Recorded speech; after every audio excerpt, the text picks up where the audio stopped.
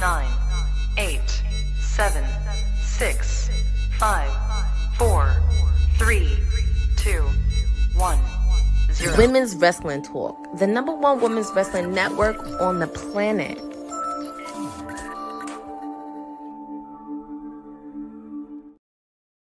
Buzz, buzz, my beautiful busy bees of the WWT universe. 'Tis I, your sweetest oos, wrestling with honey. And if you are seeing my face, you are seeing the blue. You know what time and what day it is. Happy Friday to you all. Welcome to the Honey Night SmackDown watch along as part of Women's Wrestling Talk, the #1 women's wrestling network on the planet. I will be your hostess with the mostest for the next 3 hours for the shenanigans that will be ensuing. We have a lot of action to cover tonight. We are still on the fallout of the Royal Rumble. And speaking of the Royal Rumble, the Women's Royal Rumble winner of 2026, Liv Morgan, it will be in attendance tonight. We have 2 of our Elimination Chamber qualifying matches kicking off tonight as well, since we are still on the road to WrestleMania. And first stop is Chicago for the Elimination Chamber. So we are kicking that off tonight with 2 triple threat matches, one for the men's and one for the women's. We have Chelsea Green, Lash Legend, and the returning Tiffany Stratton.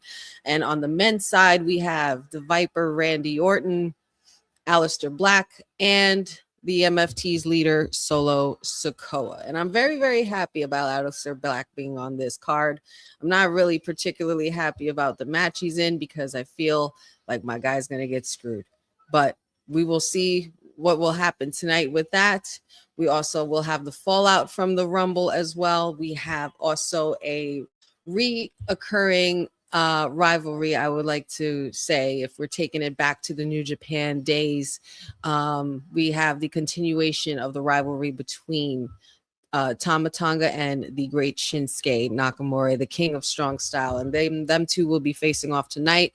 I'm wondering what is also going to be happening with the United States title picture for the men's side. Will Carmelo Hayes issue another open challenge, and who will answer the call?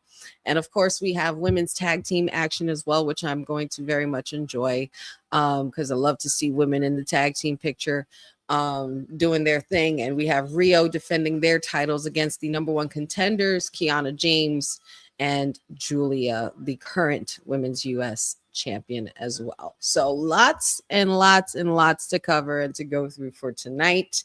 And I'm excited to be here with you all to be able to get into it and react to it and see what will go down and see who will come out on top tonight. All the ladies entering the building earlier today, and I hope they're ready to go. Zelina and Aleister Black on my TV. Thank you very much, because this is what I've been asking for. I guess the "What Do You Want to Cry About" segment from this past Thursday on Kayfabe really worked. Here they are. And Aleister Black will be going against Solo Sikoa and Randy Orton to further enter and punch their ticket into entering the men's elimination chamber. And right now we have the WWE Universal Champion Drew McIntyre on his way to the ring. And of course, he's got a lot to boast and brag about, because we saw what he did to Cody Rhodes at the Royal Rumble. He completely ruined his opportunity and ruined his shot to try to advance to even get a title opportunity against him. And I know Drew McIntyre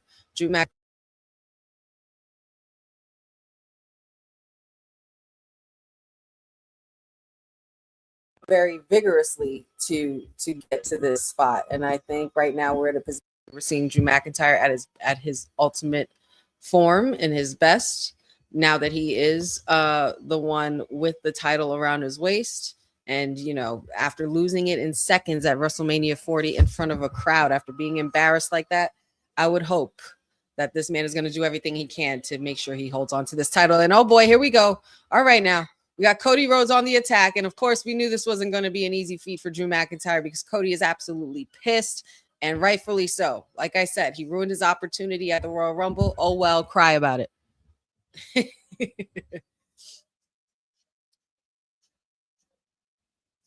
Cody is out there, and he is absolutely handling Drew McIntyre. Security and referees are at the ringside stopping him now, and Drew is getting away through the crowd. Well, Drew was was starting to have a good night. Get your title back and get out of here. More officials are coming out now. And at this point, Cody Rhodes is absolutely unhinged. He is irate. He is pissed off and all of the things, because that is the title that he lost to a man that has attacked him personally, professionally, and continues to make his life a living hell. Shout outs to everybody in the chat. I see you guys. What's up, everybody? And I stop saying our King Boza, because we're not doing this. We do this every week. We do this every time. And guys, don't forget, the super chats are open. Super chats are open as well.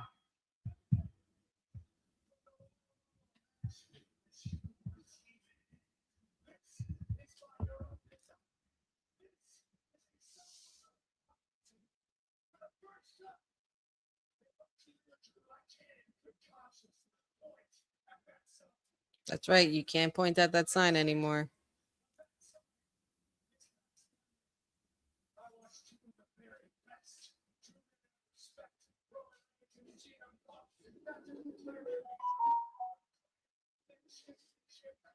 Oh boy.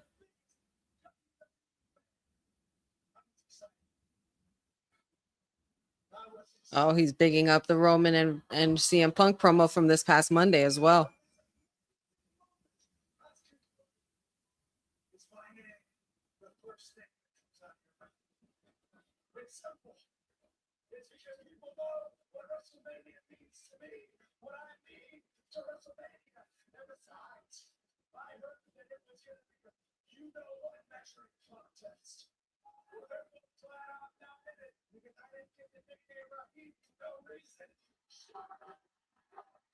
Oh, well, excuse me. He didn't get the name Raheem for no reason. I beg your pardon, Cody. Sir. Shit. He is pissed the hell off. Talking about he's from North Carolina. He was born in the hospital down the street.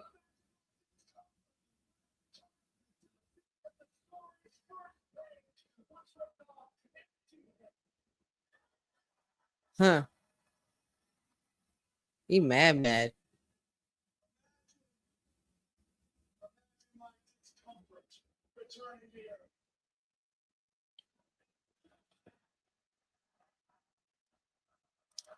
The crowd very, very, very amped right now.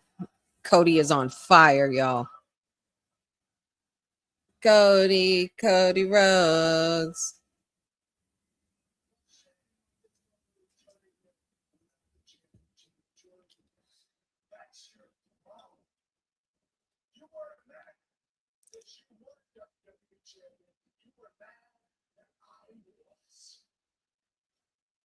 Oh, Cody trying to twist the story now.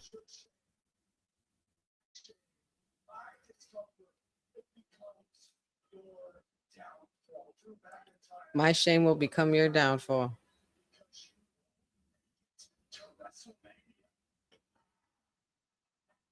And he said he won't make it to WrestleMania. Well, okay, now. I don't think I've seen Cody this pissed, and he's been pretty pissed off in the past. When it's come to Seth, when it's come to Roman, when it's come to the bloodline itself. Drew McIntyre has completely brought out a different side of Cody Rhodes that we haven't really seen shades of on this side of the pond with the wrestling business, I would say. This is pretty crazy. What a way to kick off SmackDown in North Carolina, the Queen City.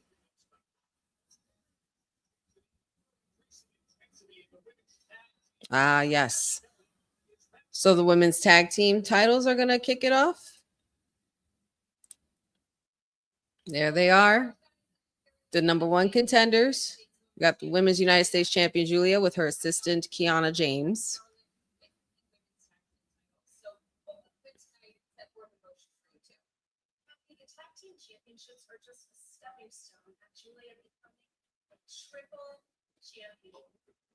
A triple champion. I'm sure Cindy's very happy about this opportunity.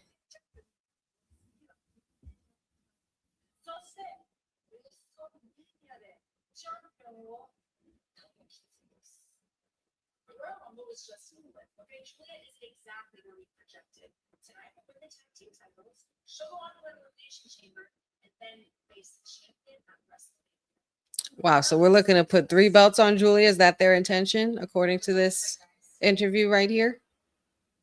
Not gonna happen, sorry. Ah, yes, the women will be kicking it off tonight. And here comes Io Sky and her partner, her tag team partner, one half of the champs, Miss Rhea Bloody Ripley.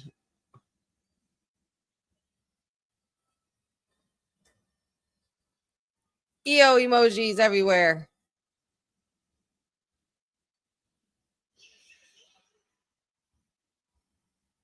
God, they go crazy for her every single time, man. It never fails. Ever since she's completely changed to this and evolved to this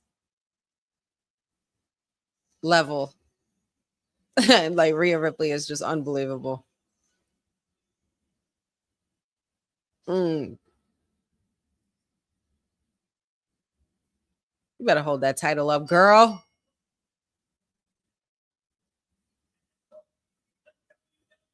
Rhea, these outfits, girl. Very Jekyll and Hyde, very Two-Face. The white and black, I like the yin yang in there. I like that.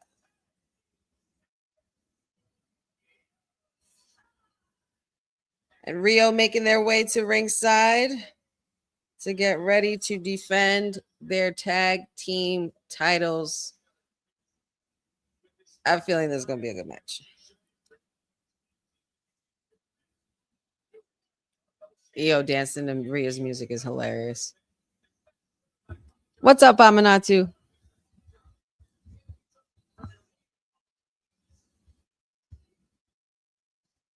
All righty, up next, first commercial break. Indeed. Well, you don't think Rio and Bella Twins can't happen? I think it'll be a possibility if they're entering this tag team division. That's definitely going to happen. And I don't want to say it, but I wouldn't be surprised if they put the titles on them one more time. I wouldn't put it past WWE to allow that to happen.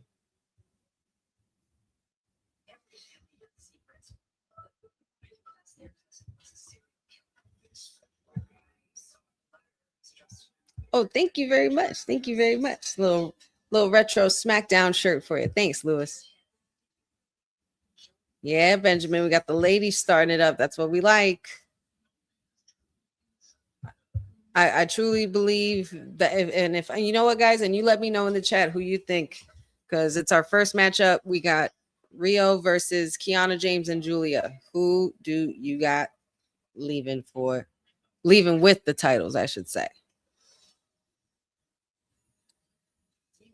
Let me know your picks in the chat. I personally think that Rio is going to retain. I think there's still another journey that Giulia and Kiana James need to go on.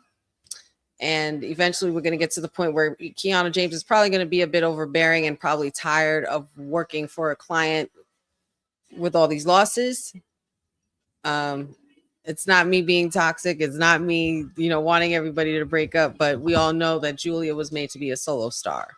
I understand why they have Kiana James, though. But I think we're getting to a point where Giulia can hold her own and stand on her own. She did just fine in NXT. I don't see why they wouldn't be able to let her do that here as well.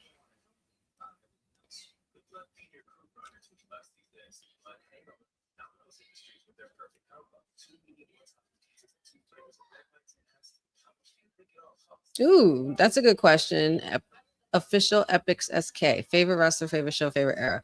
Ooh, well, I mean, favorite wrestler. I have a few favorites. I mean, there's always two of them that are neck and neck for me.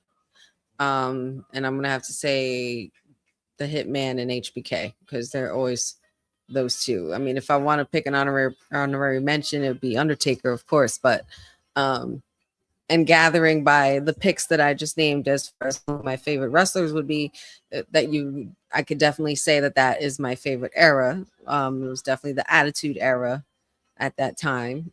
And favorite show. I'm gonna have to say Raw, only because the first show I ever went to was a Monday Night Raw, and I mean, it's been the flagship show for years for WWE, so I would have to say, yeah. But it depends on what era you're talking about, which is like, we'll be diving deep and we'll be here all night. 3 hours of the worth of the show would be able to cover all of that.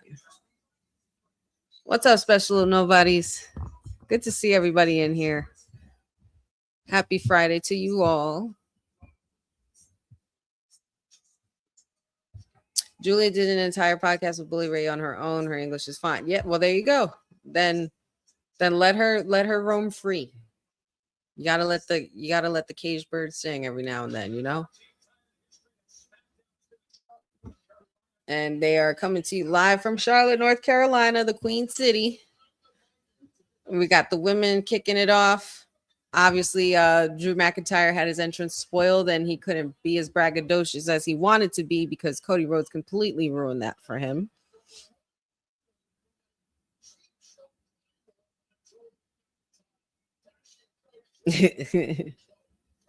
Oh, nice. You'll be going to Raw. Dope. Yeah, Courtney was just at Raw in Philly. I was okay. I was fine when she won the Rumble. But the right person won. I was fine with Liv winning the Rumble. She wasn't my pick. And you know, we win some, lose some. But I initially picked Chelsea Green to win, but seeing Liv Morgan do it and punch her ticket to the main event and finally become a main eventer, that made me happy to see. She's worked so hard for it. Oh, what's happening here with Adam Pearce? I mean, Nick Aldis.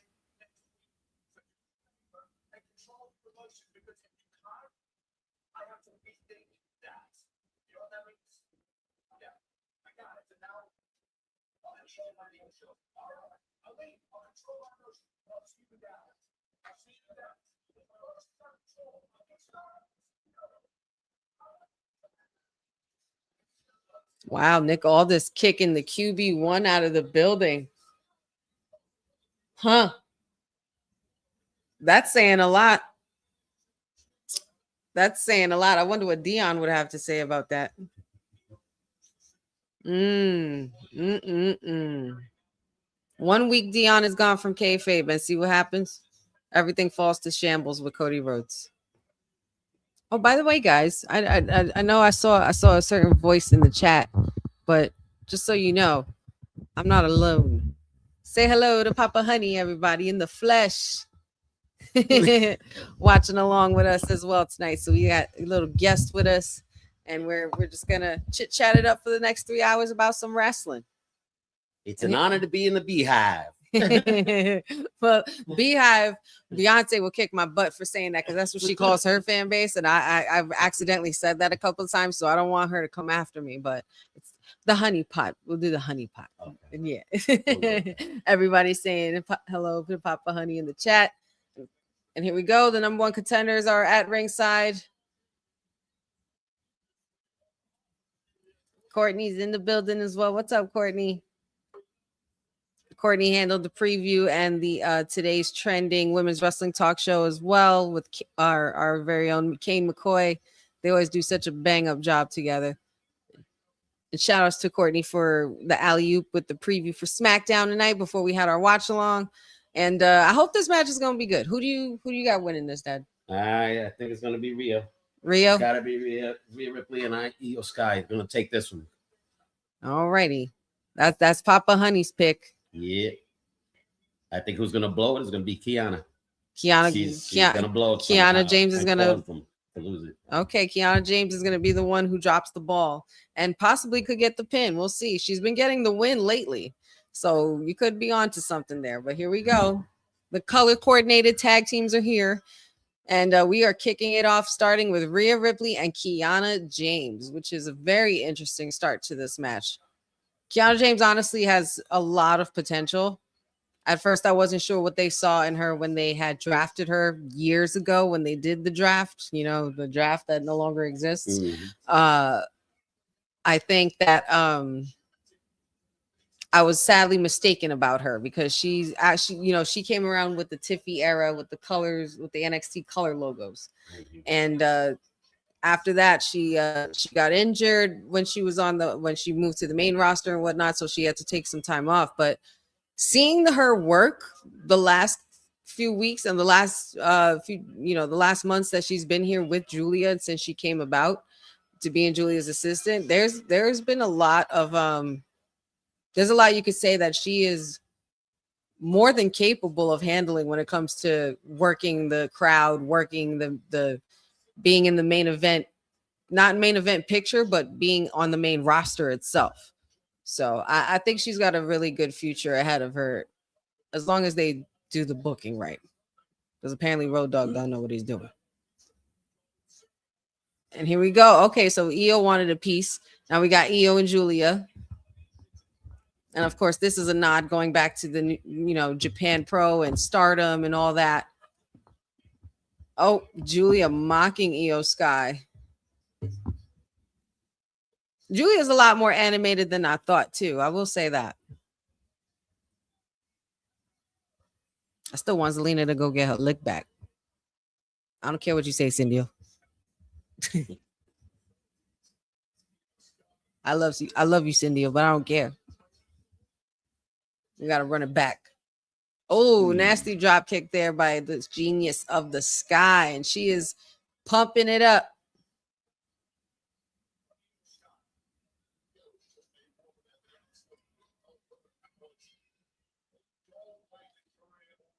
I want you guys to let me know in the chat as well. And Dad, you could answer this as well. What do you think of the run with Io and Rhea going on so far as them being the tag team champions? Like, do you think they're having a good reign? Do you think this reign is going to last a while? Do you think that they'll lose the titles before they get to WrestleMania? Or do you think they'll be part of the card? Like, where do you see the journey of Rhea Ripley and Io Sky? I gotta say, I love their run, but it's been notorious that Rhea has always turned on her tag team partner in the past. So I'm just wondering if that's going to repeat itself. Very, very true. Very, very true. That's a very good point.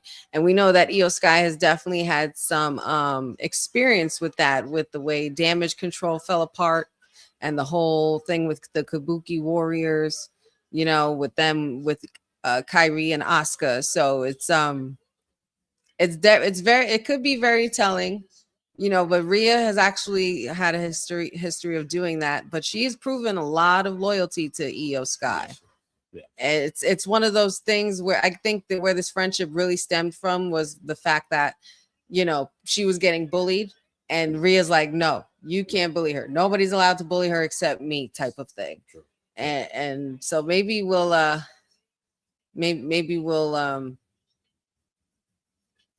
discover some friction between those two. Maybe we won't.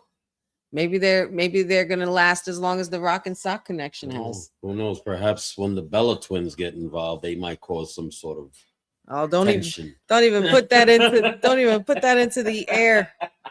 Don't even put it into the air. I don't know if I want that.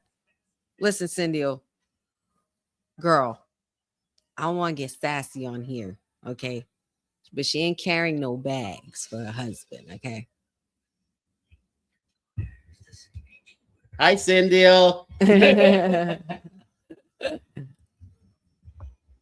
That's true. We haven't seen Blair Davenport in a while. I believe the last I heard, I thought she was let go from the company. One of the names that really stand out to me that I know we haven't seen in some time since she got injured on TV was Zoe Stark. So, and that was due to injury, but she was released. Yeah, no, Blair Davenport was released last year in February. So literally almost a year to the date. Tomorrow would make it a year since she was part of the series of roster cuts that happened last February. So she's been out of here.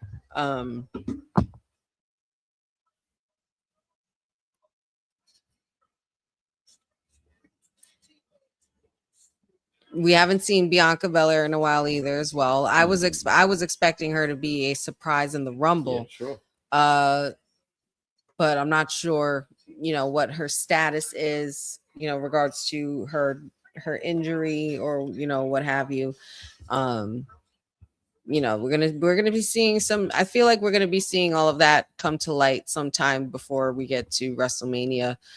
You can't spell WrestleMania without the EST, so there's just no way that can happen. I wonder if we saw Obafemi destroy the Viking Raiders on Monday. I was gonna say maybe we'll see him do the same thing tonight, but he's not on SmackDown. He's on Raw now. Gas mask. You know what? I could totally see that. To be a post Mania return, like the Raw after Mania, SmackDown after Mania, something like that. I could see that for the EST. Who will EST go after? Oh, well, I predict it's Jade. Well, it would have to be That's Jade. the match everybody's been waiting for. It would have to be Jade. And then we got to see the closure happen from their relationship with being in the Big Three and with everything that happened at the last Elimination Chamber where she destroyed Naomi. And then we found out Naomi was the one behind it all from the beginning.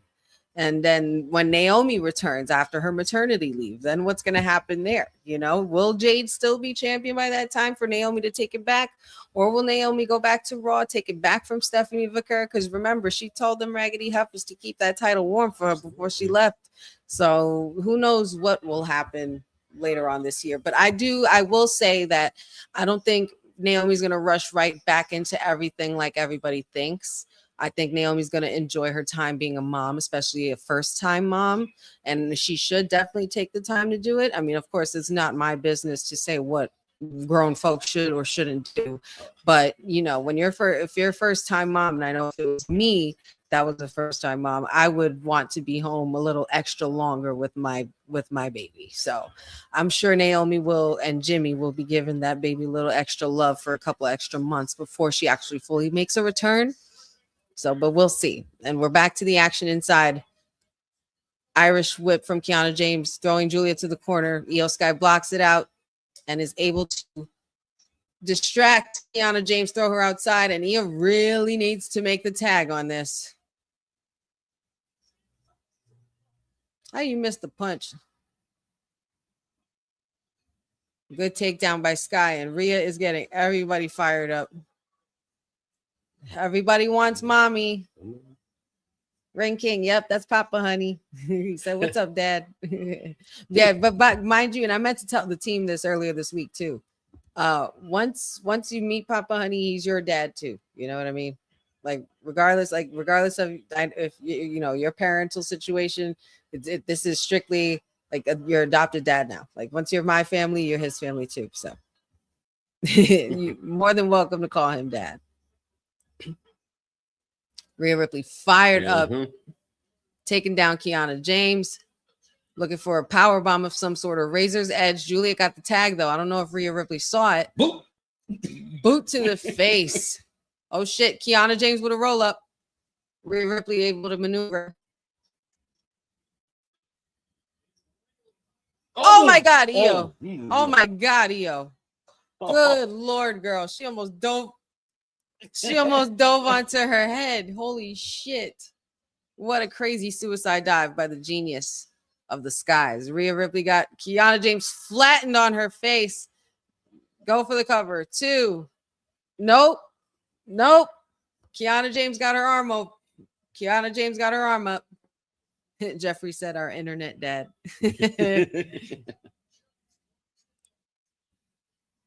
What? We got a riptide here from Kiana James. Kiana James with a super kick. Think she got out of it. She's lifting Io off the rope.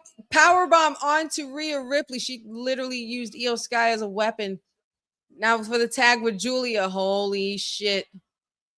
Oh, wow. That was a pretty cool sling blade. Oh, my God. Oh, my.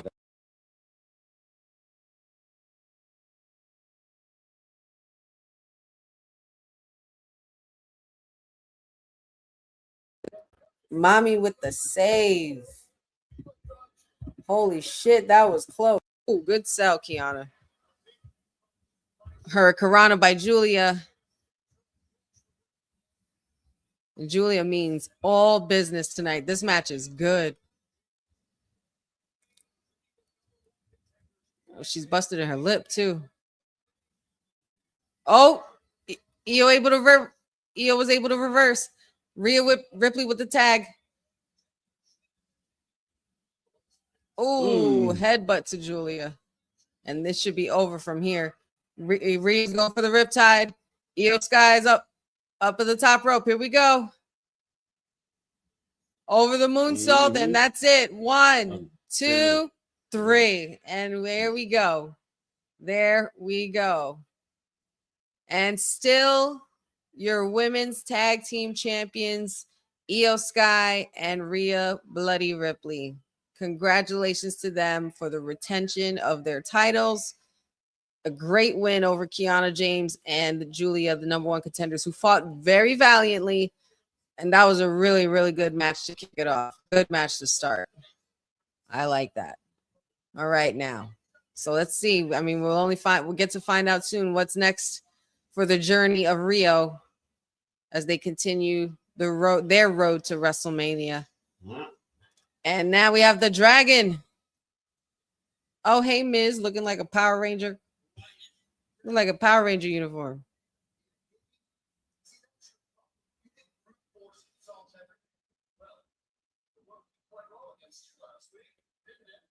Strike up the orchestra. The Dragon is here.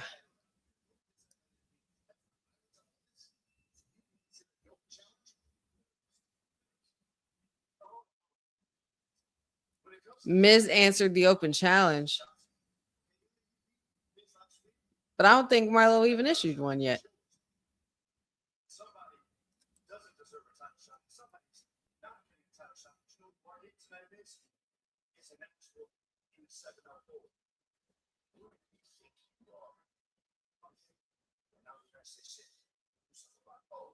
Ooh, do something about it. He's the U.S. champion. Do something about it, Miz.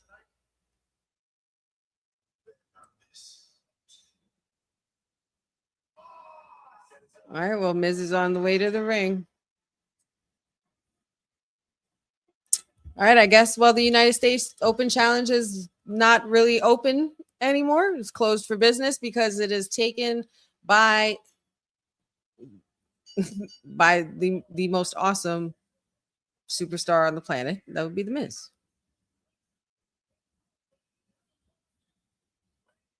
I like his gear, man. That's actually a pretty cool jacket. Yeah. That's pretty dope. It's like if a Power Ranger became a wrestler and went to Fashion Week.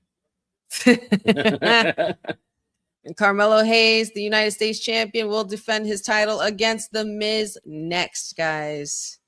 All right. And let me know in the chat who you guys got, Melo or Miz. I'm obviously going to go with Melo. Yeah, it's got to be Melo. I don't think it's going to be Miz anytime soon. No, Melo has improved drastically since becoming U.S. heavyweight champion. He has really, really amped it up. Yeah. And he's doing well. All his matches lately have been on fire. I mean, his matches since he arrived, he was the first draft pick, the first round draft pick to SmackDown. His first match was against Cody Rhodes. Wow. And Cody was champion at the time. Then you had the best out of 7 matches when Andrade was still there. Like, it's just been hit every time. But then once they seemed like they had put him on the back burner for a little bit. And then he did the US Open Challenge with Elia, and then he also won. And so he's been going on a good pace, at a good pace on a good route, I would say, since he's come to the main roster. He had to get away from The Miz. He did. And that's when in my opinion, that's when he started really. Because you know what's going to happen if you're with The Miz too long. He's going to betray you. Ask R-Truth. He did it to R. Exactly. Case in point. Perfect example. You know what? And Ring King, I do believe he does. I do believe Miz needs a main event push. We need justice for The Miz. There's for Miz and Finn Balor. That's what I think we need for sure. But yeah, I'm going for Carmelo Hayes in this one. Miz don't Mellow don't Miz, and Miz don't Mellow. There you go. So he's literally has done it to every partner he's had, even down to John Morrison. Yeah. Miz and Morrison was a great time. Oh yeah, they were. That was a great time. Yes, it was. That was a fun time. R.I.P. to one of the most fabulous, most greatest tag teams in the universe. Yes. Morrison was very good, very athletic, very great, good wrestler. Man, he was good.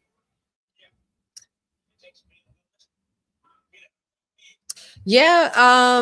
With that being said, Rose, I think that it's obvious where we're going with this live pick for what champion should she pick for the title. I think it's obvious what direction we're gonna go in because of what we saw on Monday. I don't know if Liv wants to smoke with Jade. Okay, I don't know if she wants that. I don't know if she was so. Kudos to her for being here, and she's a brave champion. She's a brave former champion as well. So she's not one to back down from a challenge. She's not afraid. So I respect it. However, I don't know if she wants that smoke with Jade. And there's too many loose ends going on with Raw. And what are you gonna do? Go to SmackDown and abandon Judgment Day? I mean, technically you already have. You just haven't done it on paper yet or done it on TV for us to see. But I'm not buying it, Liv. Those ain't your sisters like you say they are. Stay tuned for the sisters drama. Don't dump each other out of a Royal Rumble. And sisters definitely don't pick up the title that the sister was just going for a few minutes before in the match. So, Liv, I'm on to you, girl. Drama. I'm on to you. Drama. Cat fight. Meow. But I think she will pick the women's world championship over Jade's title. I just don't see it. That would be a pretty cool challenge for Liv, though, to overcome the storm. That would be pretty big. Yeah. And she could. I believe she could. Liv has proved she could do just about anything. Yes, she can. Yes, she has. Yes, she has. Because she is carrying this new generation of women. But can we make a mention that when Liv eliminated Raquel, reminiscent of HBK back in the day, eliminating his bodyguard, Big Sexy Diesel, in the Royal Rumble, and how that conflict started. I think we're seeing a repeat of that. Yeah, history does have a tendency to repeat itself. It's basically like the mayor likes to say, a wash and repeat, a wash, rinse, and repeat kind of thing. Because it's always a good story worth recycling. There's nothing better than going into a tag team feud and making a friendship story and then turning it into the drama that we need. And I'm so glad, and we mentioned this a couple of weeks ago, but I'm so glad they finally got the him and not the meh thing going like they did before, which was absolutely absurd. All righty, there's the champion walking to ringside, looking prime, looking ready, looking like money. Yep. Thank God he got rid of that gaudy necklace he was wearing after. Yeah, I wasn't a fan of that Andre the Giant necklace. Yeah, it was like, nah, I didn't need that either. It was a little much. Nah, a little much. Nah, I didn't need that either. I'm good without that. This is perfect. But trading that for this title, I'm happy with it.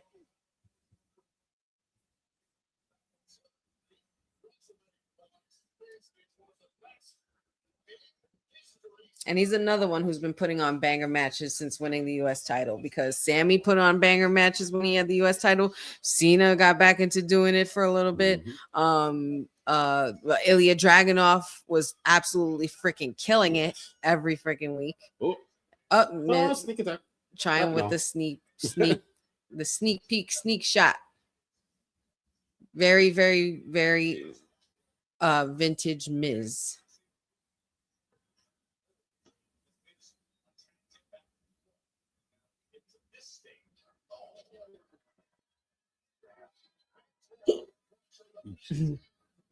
Wasn't asking you want give me a soda. Sure. I put one in the fridge, the Pepsi. Okay. Thanks. I ran out of my bubbly. Oh. I'm seeing a lot of Mellow picks in the chat as far as who's gonna win.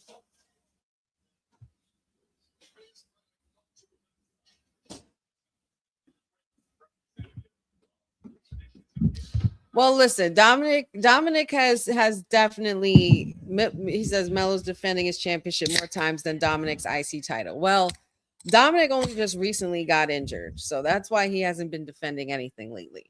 But before that, he was defending it.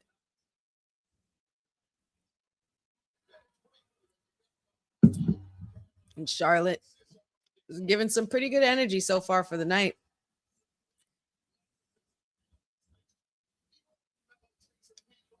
United States champ looking to dominate in this match. Oh, don't forget, guys, we're still on the road to WrestleMania. It's happening in Vegas. Saturday the 18th, Sunday the 19th. Tickets are already on sale now. It's going to be held at Allegiant Stadium. Get your Airbnb rental set up. Get your hotels set up. Get your crew.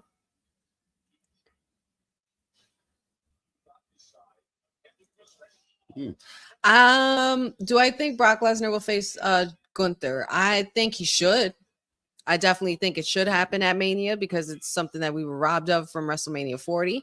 I believe instead of Sami Zayn beating Gunther, I think we were supposed to get Gunther retiring Brock. But now we're at a point where Brock is back inserted into the picture, so he's in the storyline, and he's definitely going to be at got to be at Mania. He's on the marquee, he's on the promo package for it and everything like that. So but as far as him and Gunther, I think that will come eventually. Not sure if it will happen at Mania because I'm not sure if we could come up with a good story to tell by then. You know, maybe SummerSlam would be good. A lot of people have been saying that, and you know, we know SummerSlam is Brocktown. That's his niche. So, but will it be a retirement match? As he's been on this run as a career killer, the career killer, it's possible. Right? Would he be able to retire Brock Lesnar? Brock Lesnar? Think about it though.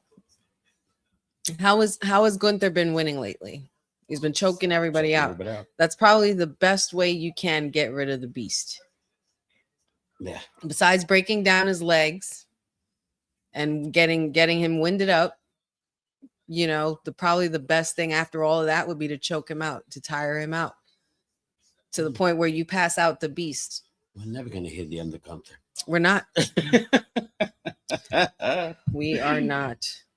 It's unfortunate because I used to be happy to do things like this. Gunter, the ring general Gunter. And now I can't even do that with pride anymore. But not after Cena, man. That was just gut wrenching. There's just no way. No way, Gunther.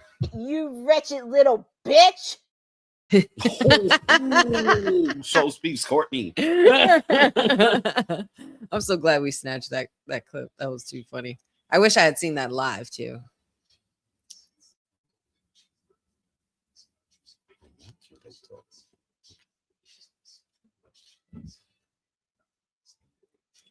You know, before we get back to the match, you got to give a lot of credit to The Miz. As far as what? The Miz, it's just his career. He came from a VJ on MTV. Yeah. And what he's done over these decades, whether he's winning, whether he's losing, it doesn't matter. He's a showman, and he gives us a show. No matter what, you got to give him credit. Yes, he is a future Hall of Famer, don't you think? I absolutely think so. I think that Miz definitely deserves his flowers. He's already a 20-year veteran? Yeah. He's already a 20-year veteran. Yes. And he's a Grand Slam champion. Mm-hmm. You know what I mean? He's gone Hollywood. He's done movies. He's had his own TV show. Mm-hmm. That's when you know you made it, when you had your own TV reality show with you and your family. Mm-hmm. And he's been doing that reality TV life since he started. That was before he did wrestling. And people looked at him like he was an idiot. Talk about, I'm the Miz. Like, what's the Miz? What does that even mean? Like, it's just stupid. But now, look at him now. Yeah. How many superstars has he pushed? Gave the push to? Lots. Which, and continues to do so. And he continues. He's doing it right now with Melo. And he continues to do so, indeed. Yeah, no, I agree. Yeah. Jeffrey says, and he married one hot wife. Yes, he did. Yes, he did. From a divas competition, no less. Okay. And beautiful children. Oh my God, his kids are gorgeous. Yeah, Miz is very, very, very a very good prime example of making your own success. Mhm. And he's probably one of the most original social media stars. Yeah. Or reality TV stars. Yeah. You know, because social media was just starting still Right. at that time. Like it wasn't booming as much as it does now. But MySpace and Facebook was just starting, and there was other things like other apps they used like that. Look at that sell. Mm. Yeah, he sells Yeah. it. He can sell it. Oh my God, he's good. Mello fired up with a little kip up there, putting a little pep in his step. I think we're going to see a suicide dive there. Oh, diving over the top. Oh, he hit the platform, but he braced himself. I don't know if he was ready for it, but Mello with a very sickening flip over the top rope there to the outside, throwing Miz back in. And I think now more than ever, Mello needs to capitalize, especially if he wants to leave with this U.S. title tonight. Oh, tried to go for the frog splash, but caught in Miz's knees, and that is 2 count right there from the ref. Miz almost got that off. That was very close, too close for comfort. You too, Willie. Hope you guys have a safe and wonderful weekend and enjoy the Super Bowl for those who are going to be watching. I will be too busy enjoying the Benito Bowl, so I don't care about football. Honestly, since last week or two, I haven't cared about football because, you know, me, your girl's a Steelers fan, and I'm miserable. I'm just miserable. So they just don't want to see my team be great no more. And now I have a whole new team, a whole new coach, and I don't even know what to do with it. I don't even know if I want this. But all I do know is screw the Patriots. That's all I know. Screw the Patriots, please. Go Seahawks. Anybody but the Patriots. Okay. Thanks, NFL. From yours truly, the queen bee of WWT, the sweetest ooze. But yeah, I'm gonna be watching the Benito Bowl for sure. I can't wait to see Bad Bunny do his thing. And apparently he said he's bringing some friends too. Shit, y'all better get your congas and your bongos and your salsa dresses and your straw hats and your maracas, and you better get with it. Start stretching out those hips now, y'all, because he's gonna have y'all dancing. That's all I know. Oh, nasty power slam there by Miz. And still no 3. What does the Miz have to do to be able to capitalize on this situation? Oh, yes, Jeffrey. And you can't forget the chanclas. You got, look. Can't forget the chanclas. Ever. Not never. It's nice to see that Melo's knee is not really bothering him. The past few weeks, he's been favoring that knee. Yeah, true. It looks like he's moving pretty well on it now. Oh, well, yeah, look at that landing right there. Oh, try to go for the... Oh, no. Oh, snap. Oh, whoop. Skull-crushing finale, but he flipped out of it. First 48. 1, 2. And that was a 3. I think that's the first time I've ever seen somebody flip out of the skull-crushing finale. Yeah, I I've never that. seen anybody maneuver out of that before. That was pretty cool. That was very unique. And still, your United States champion. Congratulations to Carmelo Hayes for successfully retaining his United States title against a really awesome match, no pun intended, against The Miz. So very, very well done. Another great way to continue to help Melo get on that rise and get on that rocket like he needs to. And another successful win under his belt. Good for him. Good for him. Until next week, enjoy your weekend, Melo. What time is it? Oh, what time is it? What time is it? I believe it's Tiffy time, because she is gracing us with her beautiful presence here.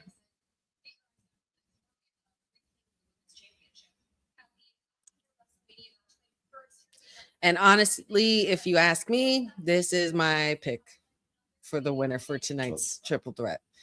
I want Chelsea Green in there. Yeah. Unless there's a way that she screws her out of it. Oh, and speaking of Chelsea, here she comes. It's like I said her name and she appeared.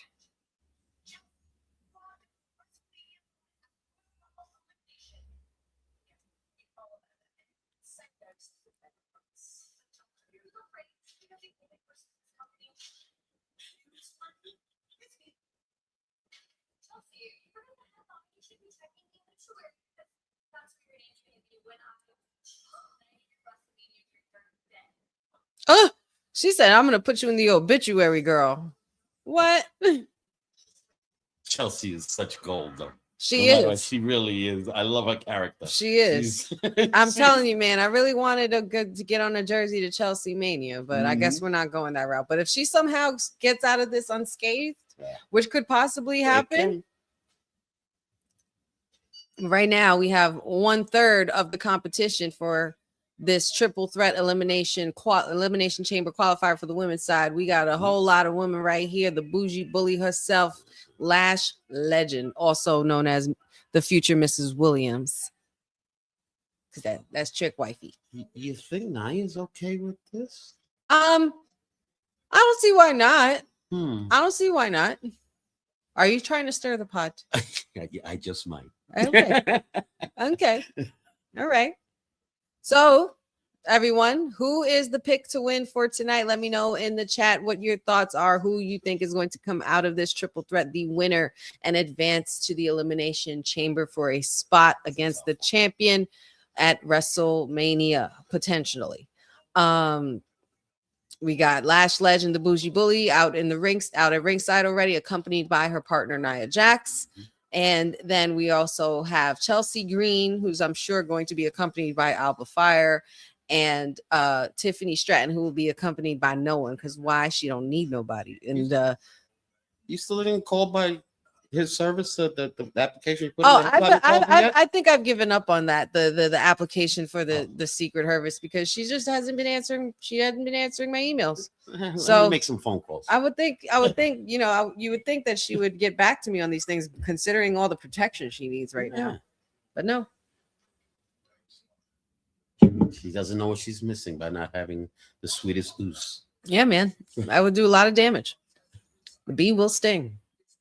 but my as much as I know I've been advocating for Chelsea a lot and going the Chelsea route, watch the moment that I don't pick her.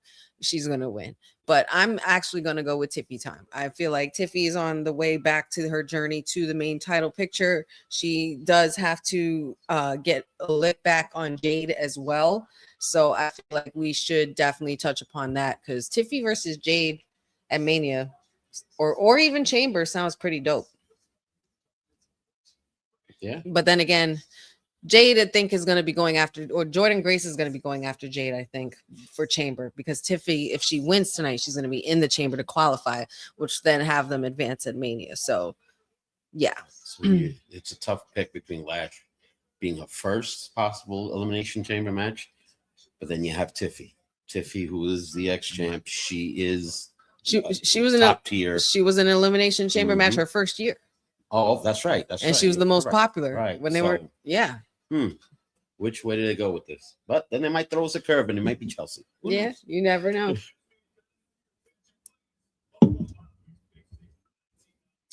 Let's see. Oh, really, Nanette? Is that true? Oh, wow. I wonder if that's true. Let me look that up.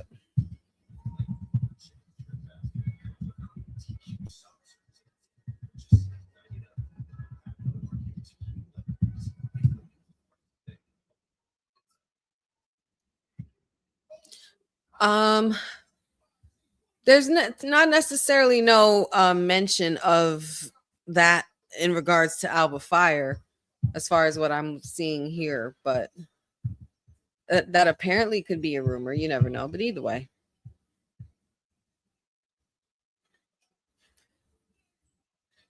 Me, Oos. It's just me, Oos. So I see some Lash Legend picks. Anybody else? Who we got? Mag says he'd like to see Miss Dimples Chelsea Green win. I'm sorry, man. I think I'm going to Tiffy time. I think I'm operating on Tiffy time tonight. I'm just wondering the amount of destruction Lash Legend would be able to cause in that chamber. Some busted up pods, people going through pods. True. I wonder. But then you also think about the athletic ability of Tiffy and how great she could, create a highlight reel moment or a flashy moment, a moonsault or something. Yeah, moonsault off the pod, something like that. And then you also think about Chelsea for being, the comedic relief we all need. Oh yeah. Getting beat up inside the plexiglass, getting locked up with someone she doesn't want to be locked in there with, and her getting her ass beaten, slammed her face in the. We got everybody quiet. We got Wyatt 6 action. Oh, I gotta put it up. I don't care.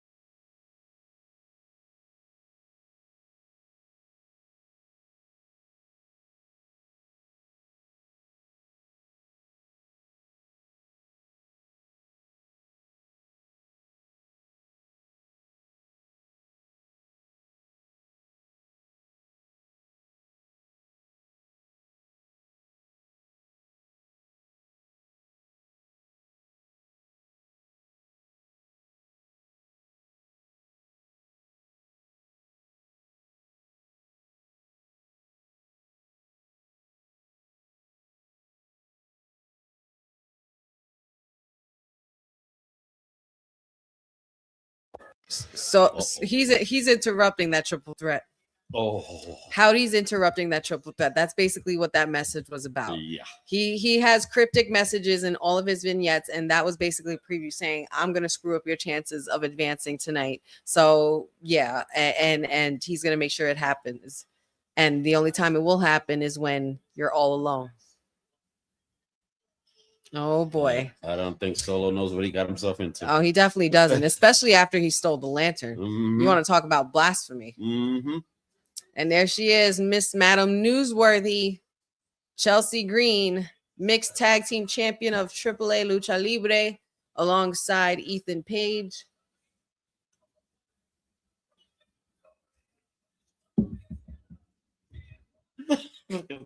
I can't with them.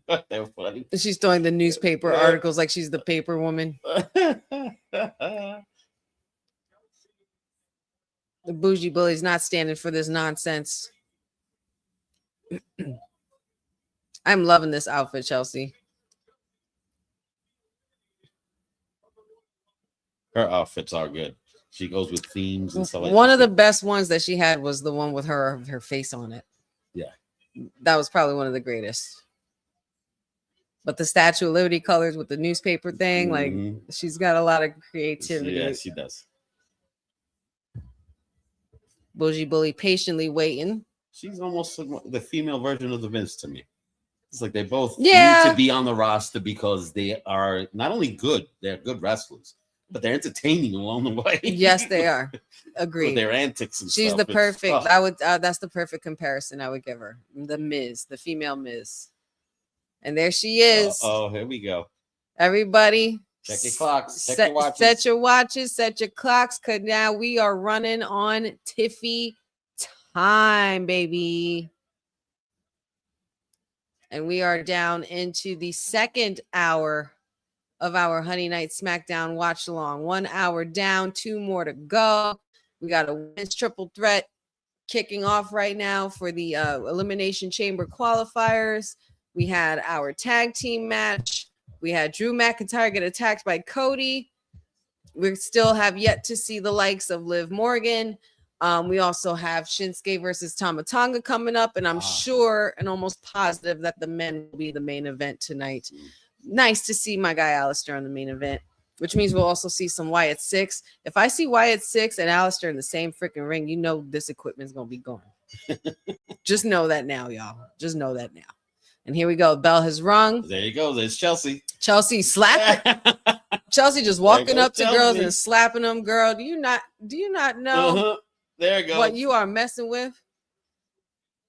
I like the Tiffany chat bell bottoms things she got going on. It's very Celine, very Selena. And now face to face. It's now this is a nice little showdown. Yes. This is juicy right here. Mm-hmm. And Tiffy don't back down. But Lash is not going to make this easy for her either.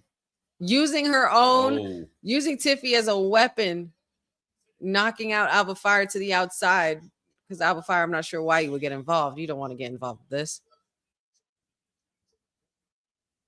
There's no reason why Lash Legend can't win this match. No, there isn't. She has been a top contender since she's arrived. She's stolen the show every single time, and she dominated in the Women's Rumble.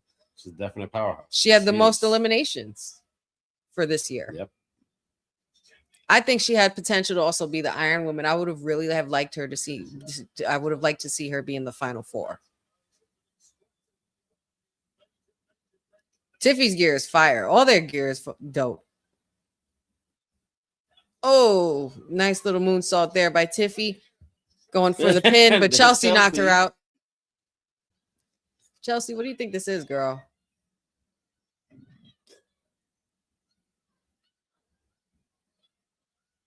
Look at this. A lot of this back and forth. And Lash is about to be like, listen, I don't got time for this. We got time. We either fight or we don't, because I'm trying to win. And now it's two on one now in this case. Knocking off Lash Legend to the back, to the outside, even though she was on her feet. Chelsea tried to cheat with the pin.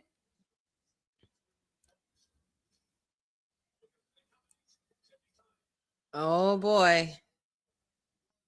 Back and forth here. A lot going on here between Chelsea and Tiffy. This is a good little matchup I needed as well.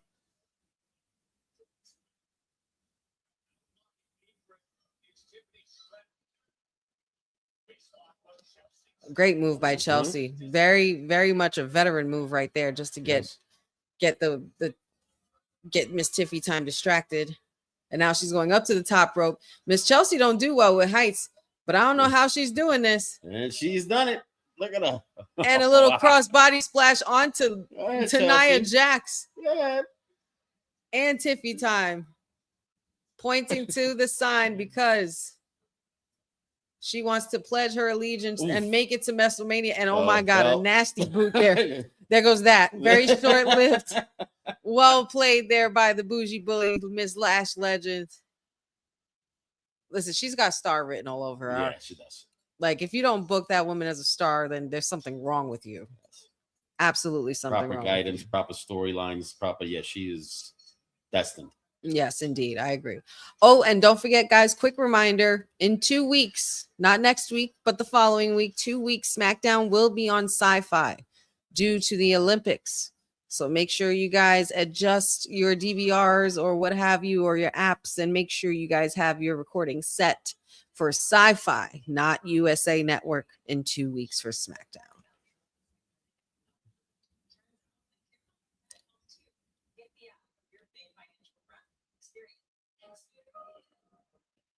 Oh, excuse me. It will be next week as well. Okay, so for the next 2 weeks, you mean, not in the next 2 weeks. So both these upcoming weeks, the 13th and the 20th, it will be WWE SmackDown will be taking place on Sci-Fi.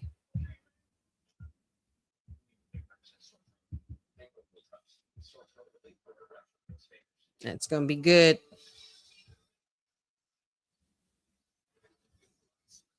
So far, so good. What a great SmackDown we've had. A lot has already transpired, and we have still 2 more matches to get through and a segment with the Royal Rumble winner of 2026. Papa Honey, what did you think of Liv Morgan when you saw that she was the last woman standing at the Rumble this year? Were you happy with the pick, or did you want somebody else? Is there anybody else you could have seen winning, or did the right person win? Did they get it right? To me, that she was my prediction from the get-go. I really thought it was her. Once I saw her eliminate Raquel, I said, that's it. That was when I said, it's a done deal. She's going to get this because, like her theme song says, watch me. Yep. And that's what she does. For whatever reason, she's able to persevere and win. She's good like that. She got an annoying little laugh on her, but still, you can't deny her talent. She is good. She's something. From when she was in the Riot Squad to now, Yeah. Yes, it's very, very big on the evolution stages Yes. for Liv. It's definitely night and day. She's improved better in the ring. She got better on the mic. She's been in the hottest storyline, so she's always at the center of it. Whether it's her going against Rhea or her fighting with Dom or her leading the Judgment Day or her betraying Raquel Rodriguez at a Rumble, she's always a part of very, very big and shocking and hot moments with the WWE, and she continues to evolve and continues to get better. Yes. Yeah, they I guess it's only right to say that the right person won. And she considers herself the greatest Royal Rumble winner of all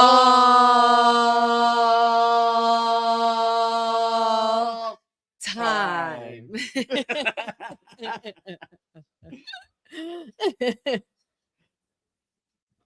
Happy Friday, cousin Ron. Happy Friday.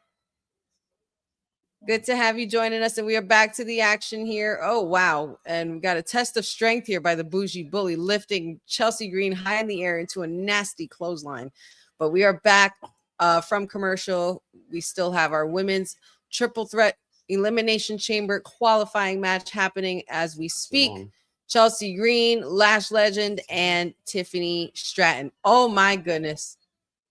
That was like a complete Ultimate Warrior powerlifting splash right there by the Bougie Bully. And she pinned both women, further and continuing to further assert her dominance in this match, but still close, but no cigar. Got the kick out. I mean, would we be able to say that Bianca is still the strongest?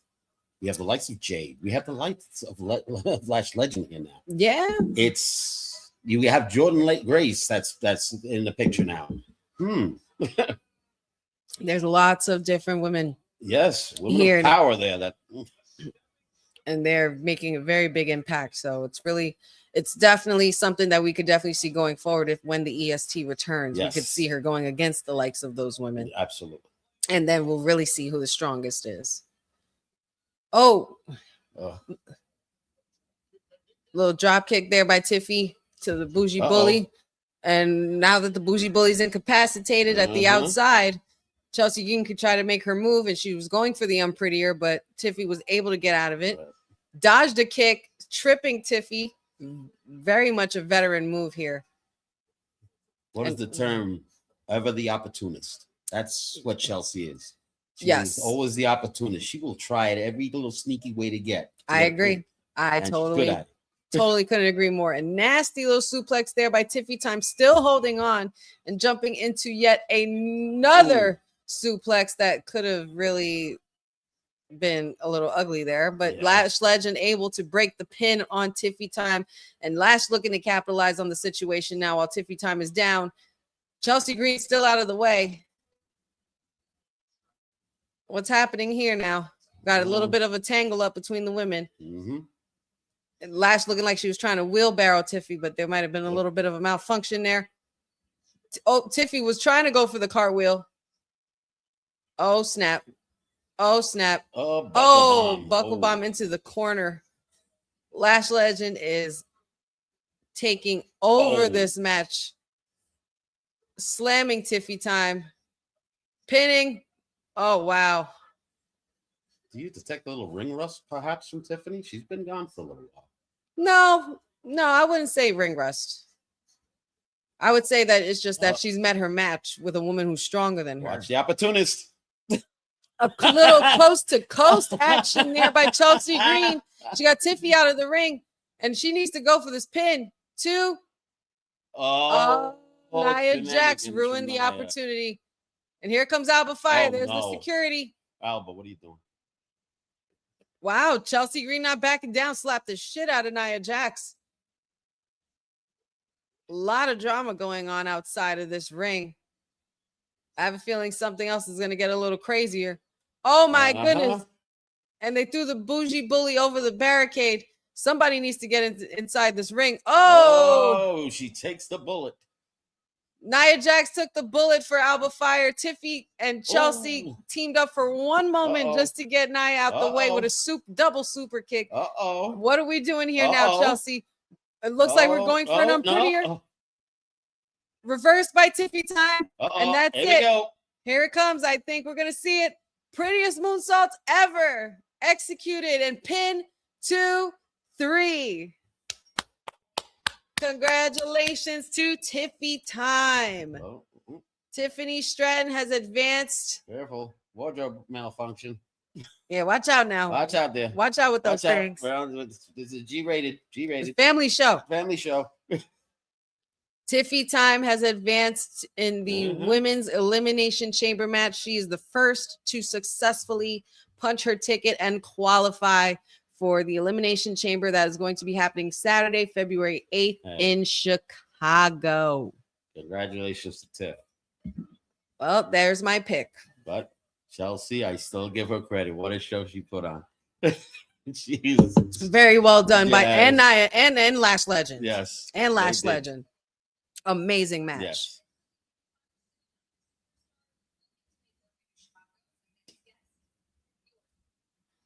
Randy Orton, the Viper is here. The Viper is here. Oh, you're fixing the belt. You're gonna put it on your head.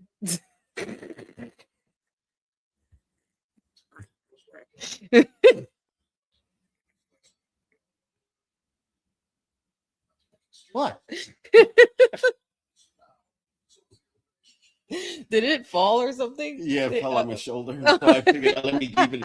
We got to keep it displayed, right? So I figured out. We got a little hat. I only do this for you, you know. I know. I appreciate the support. Oh my God. Oh my God. Folks, you know I'm happy right now.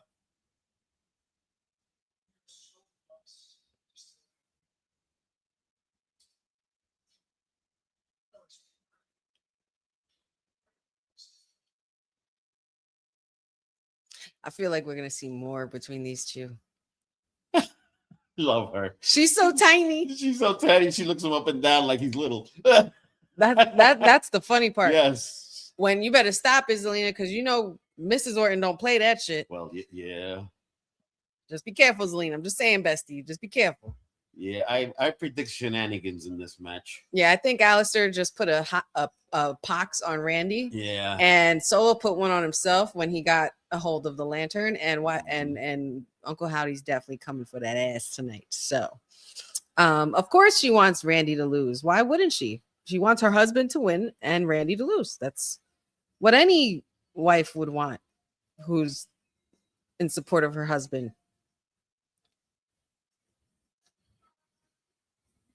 Yep, and that was Aleister Black, ladies and gentlemen. Aleister Black will be on TV. We will see him later on tonight in a triple threat match against the Viper Randy Orton, as well as Solo Sikoa in the middle of that. So I think a lot of shit is going to go down within that match, considering what we just saw with Aleister and Randy.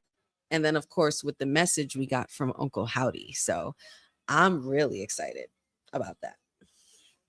Lynette, I will not discuss anything that has to do with Aleister and Damian Priest being in the same sentence.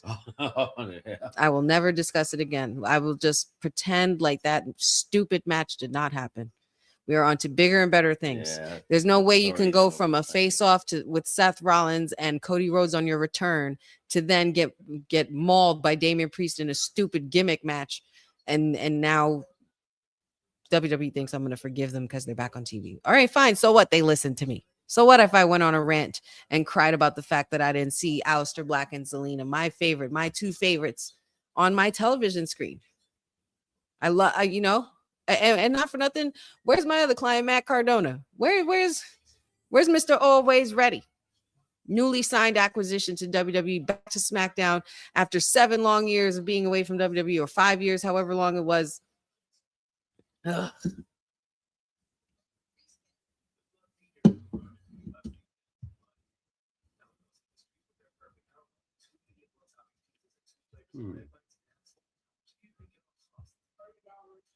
Ooh, good question, Lynette. Who I think the mystery attacker was for Braun Breaker. I'm still leaning towards the fact that this could still be orchestrated all from Seth Rollins from afar. We know that Austin Theory was one of those men And after doing a lot of careful and insightful thinking and mulling it over and seeing what the IWC has been saying, I personally am going to say that this is the work of Logan Paul. That's what I am going to say. I think that Logan isn't as innocent as he makes himself out to be in this situation, considering when you saw the segment on Monday, Adam Pearce stirred the pot in regards to the masked man, and the last time we saw a masked man, it was Austin Theory, and Braun Breaker had a little reaction to it. But while Braun Breaker was reacting to that, Logan Paul had a very distinctive look on his face, and I couldn't help but notice it. But I think Logan Paul is the real mole, if not the second one, and working with Austin Theory under Seth Rollins. And there's someone else that Paul Heyman is talking to on the phone. A lot of people keep forgetting that there's someone that Paul Heyman has been speaking to that apparently Adam Pearce is a little threatened by in regards to his authority as the general manager of SmackDown. Now, if any person in the mind would think that if you're talking about a general manager's threat, that would have to be somebody who's higher than the general manager. Now, if you're going to say the CEO, maybe not so much, because Nick Khan doesn't really get involved with the storyline mode. But I'm thinking more of somebody more electrifying. I'm thinking more at the board, the head of the table of the board. A final boss, if you will, if you smell what I'm cooking. I get where you're going with that. Could it be the guy that CM Punk calls the bald fraud? I think it could possibly be. Could it be? I think it could be. Well, it would be about time, because we've been freaking being teased about The Rock for how long now? Since the Cena turn, and he's been MIA. We need The Rock back here, especially for WrestleMania. It's literally, if anything, for WrestleMania. We're literally going on a year without seeing the final boss on television. And I'm wondering if maybe they're scratching it off entirely because it's gone stale and they're entering it in a different way. But just imagine, I mean, it would make all the sense in the world for The Rock to be the one at the helm of the vision, wouldn't it? Because think about how Seth sabotaged his main event for WrestleMania in WrestleMania 40 when they were pushing for Rock and Roman. And then Cody had to insert himself and say this was bullshit because I won the Rumble. And Seth got into their business. He got involved with the bloodline rules. The Rock is not going to be able to forgive that. Yeah. So what better way to do it than to order men like Braun Breaker and Bronson Reed to strike, to offer them a better deal, and to have Paul Heyman at their side. That's a pretty wild faction, if you ask me. I have another angle, though. Paul Heyman was the one that screwed over his cousin Roman. Yes, he did. Could The Rock be playing Paul Heyman? And then you have, who was known before, he was known as the visionary. He was the architect. Yes, he was. And you literally have him orchestrated. I'm just throwing possibilities out there, world. I don't know. I've been watching wrestling for over 50 years. I've seen a lot of different angles, but there's another swerve that possibly could happen. That's something. That's something. Oh, look at this guy. How about this guy right here? How about this guy right here? The ruler of NXT, former NXT champion, North American champion, probably he's definitely going to become in the future, but is already proving to be one of the best and greatest investments out of the NIL program that the WWE pretty much uses as like a factory to build superstars. And that's where Obafemi came from. Who's better to push over than a Brock Lesnar? Lesnar has nothing to prove. He's on his way to, oh my God. We got Kit Wilson. We got a Kit Wilson sighting, everybody. Kit Wilson. Everybody get your muscles up. Get them hips. Kit Wilson, the antidote in motion.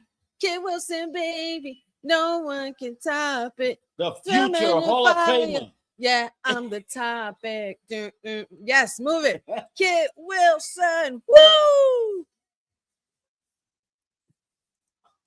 It strikes up on this, I redesign. This song is a hit. I don't care. He was my surprise pick in the Rumble, and you guys bring it out the Friday after. The nerve. Kit Wilson. Grind those hips, y'all. You got to be the antidote in motion.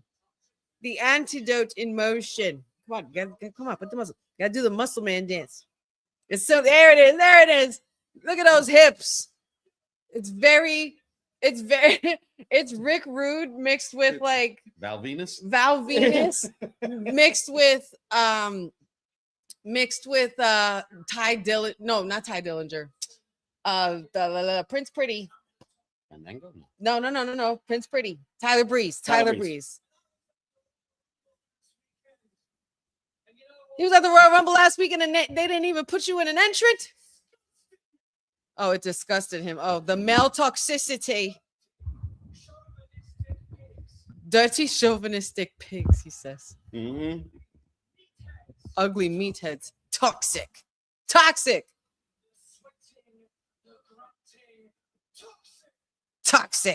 I agree. Temper tantrums. It's the pearls for me. It's the pearls. Yeah, the pearls is something else. Biggest alpha. This isn't going to be good. Who are they going to bring out for you? If they bring Oba out on SmackDown as well, no. He's screwed. They're in Charlotte, North Carolina. I'm liking this for Kit Wilson, though. I don't care what nobody says. This is great. I'm glad they're giving him a chance. I like Pretty Deadly. Pretty Deadly was fun. Yeah. I'm glad they're giving him a chance. Yeah. And it's a different kind of gimmick. Nobody's doing shit like this. You need entertainment. Toxic. Oh, good guess, Ryan. They could bring out Royce Keys. Oh, right.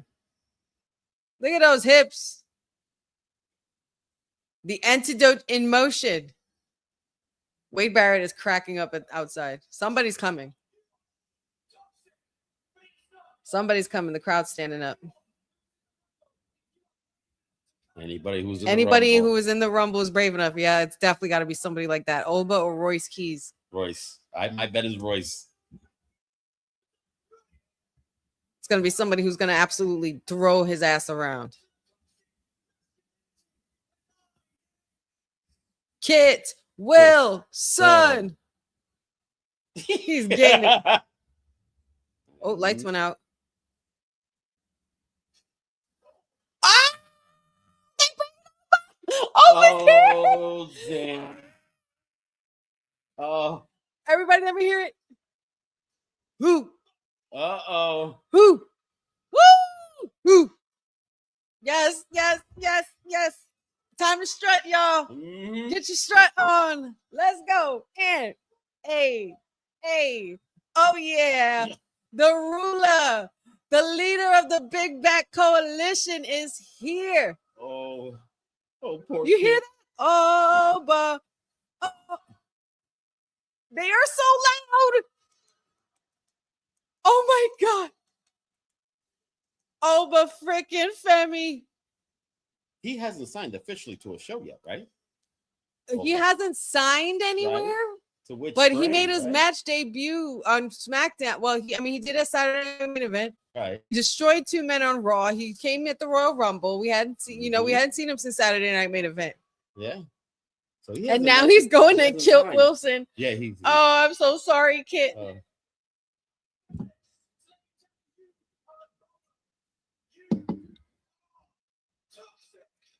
Oh my God. Let's go. Ring that freaking bell, man. It's over. Oh, this is going to be over real fast. This is a squash. Oh my God. That's a big man. Look at him, man. Oh. I've never seen a big man move like this, man. Holy shit. Oh my God. Dropped him like a bad habit. And he is on fire. Where is Will? Where is the councilman? He needs to be here. Nasty little ball from 2 and 3. That's it. He didn't even get a chance to take off his vest. That's it. Wow. What you think this is, man? Total domination. Yep, Total there it goes. domination. My man dressed up like the Usos in the front. Got the strut. Let's go. The ruler. Look at this image. 2 images in a week of this man demolishing grown-ass men. And on Monday, he defeated 2 of them. And no slouches either. Big men. No slouches. This man defeated 2 big backs. Yep. Look at We have little R-Truth. R-Truth is doing the strut.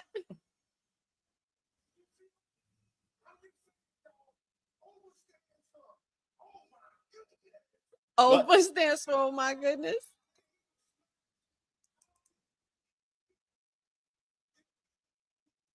Eating people. I don't even know if that was his official finisher. That wasn't the fall from grace.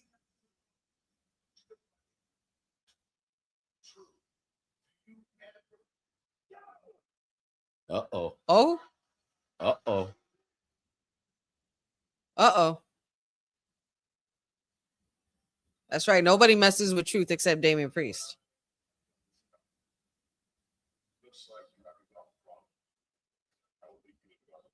Right. Don't touch him. Don't turn your back on him, Damian. Right. Okay, we're good. Drew's on his way out. He's on his way out to the arena. Uh-oh. Wow. Well, okay. I was not expecting an Nova match on tonight's card. That's fun. That was a fun surprise. Yeah, that was nice. Very good. Yeah, they did not say anything about that. Yeah, I like that.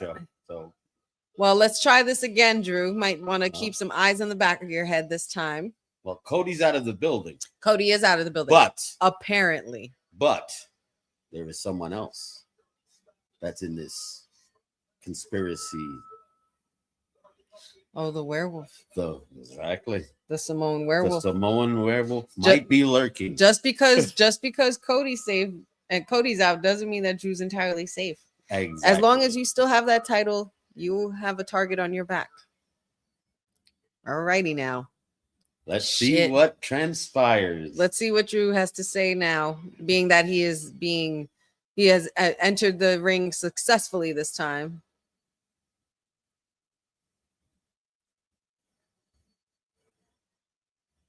They must mark those ring corners, right? So you don't ever climb the wrong one when they shoot the fireworks. You know what's so funny? I have that thought every time. Yes, I'm just like, you know how on it they have to be to make sure. And the prepare. What did I say? I called it. You said it. Never doubt Papa Honey. This is the second time. This is the second time this man has been interrupted on his entrance tonight. And Jacob Fatu, get it.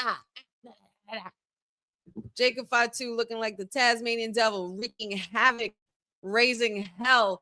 And poor Drew, man. Drew's not having a good night. No. He's not having a good night. This should be a celebratory week for Drew McIntyre, especially after winning. He hasn't been able to have a proper celebration. And now they have to get Jacob Fatu off this poor man. Oh, and security's not going to fare too well against him. Oh, my God. No. Oh, my God. That poor kid got tossed, thrown right into Wade Barrett. Shit. Watch the tables, y'all. Watch the tables. Jacob is unhinged. He is absolutely losing his freaking mind. And can you blame him? My thing is, why is the beef with Drew? Because Drew wasn't the one that attacked you, no? Well, we haven't ascertained that, and maybe Jacob doesn't necessarily know that for a fact yet. I feel like that's something we really need to get to the bottom of it, because if they don't address it, that's going to be something they missed out in a story plot point. And it's not good for like continuation purposes. Jacob Fatu getting the crowd. One did it? He might want to just destroy both Cody. He might not want to care, and right? not care. He might not want to care because he's all. You're right. Yes, and no breaks. So well played. Oh boy, Jacob. First Cody, now Jacob. Drew is not safe anywhere as of right now, but this is what happens, Drew. I love you, Drew, and I respect the journey you've been on, but this is what happens when you tell the truth a little too much. You get your foot in your mouth, and then you get a title, and you talk all the shit, and everybody's coming for it now. Everybody's coming for it, man. Holy cow. And speaking of coming for it, there's going to be a qualifying match for the triple threat men's elimination chamber. qualifier match with Aleister Black, Damian Priest, and as well as Solo Sikoa. So we're going to be anticipating that. I'm sure that's going to be coming up at the when we hit to the 10 o'clock hour, because that's going to take up most of the evening. I think that'll be the main event. We also still have to see coming up Tama Tonga and Shinsuke Nakamura and Liv Morgan as well. So yeah, it's been a wild night so far. Yeah. I like your hat. Thank you. Oh Is shit. it me, or has since SmackDown has gone back to 3 hours? Remember we were talking about when it was 2 hours late last year? Mhm. It was a little.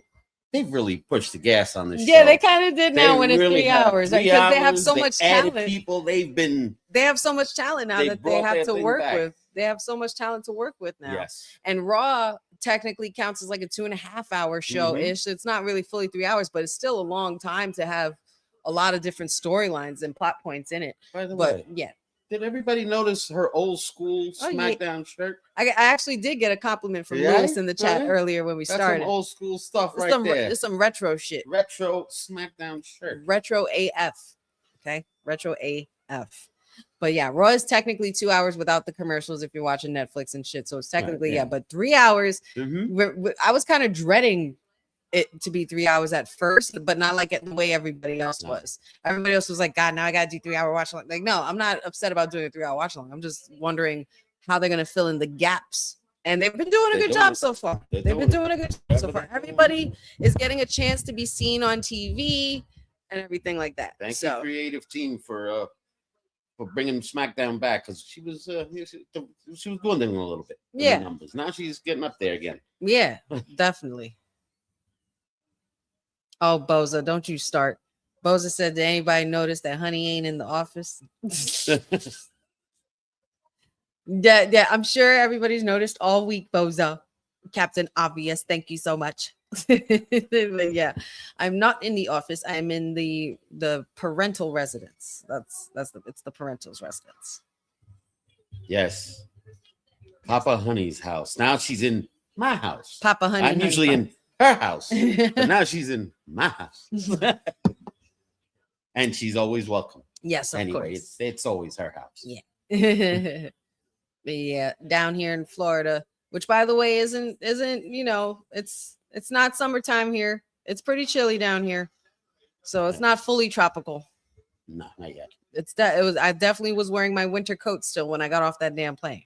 But oh, Lynette, you going to That's Puerto it. Rico, girl?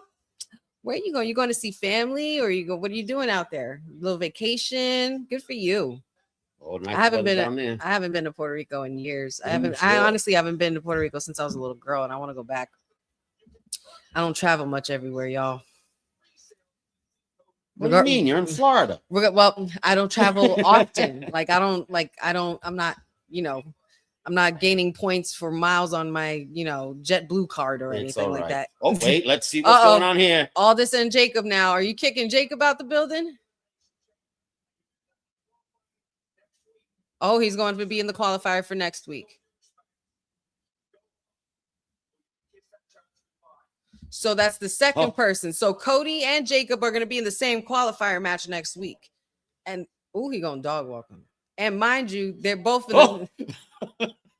mind you, they're both getting kicked out by the same guy in the same night. And even Cody and Jacob got beef. Imagine we find them outside beating each other up in the stadium. Ah, yes. Here we go. One-on-one action. We got the artist known as Shinsuke Nakamura.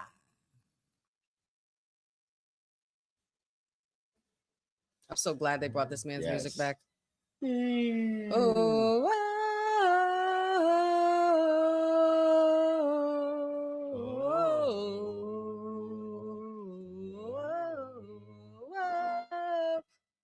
I like the old school outfit, the little nod to his NXT days. Yes. When he wore the red and gold.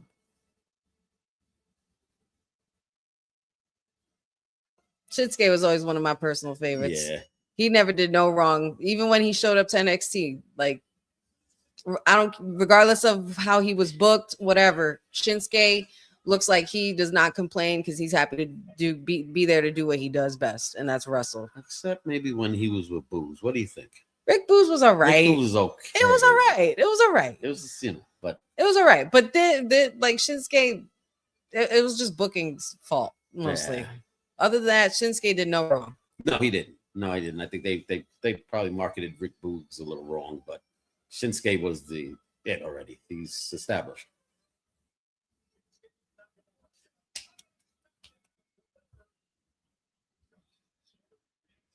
Shinsuke, and now he awaits his opponent, Tama Tonga. A little throwback nod to the New Japan days of old. And Tama Tonga making his way to the ringside now, and this is going to be a fun match. This should be interesting. This is going to be fun. All right, they have some history in Japan now. The rivalry is new now. Mm-hmm. And there go the tag champs. But of course, he's got to be accompanied. The MFTs stick together. Team moves of a feather flock together. Ooh. I honestly think Tama Tonga is the only one who looks dope with the face paint. What, the team who kissed look? The team who kissed. No, I think he's the only one who looks really dope with it. And not for nothing, they used to wear that a lot in Japan when they were the Gorillas of Destiny. That was their name then. Now, you know me. Mm-hmm. I like to speculate about stuff, right? Now, you just had Uncle Howdy say Solo was going to be alone. Solo's not out there. Solo's not out there right now. These two are out there now. Could the Wyatts end up making a little surprise and take those other two out?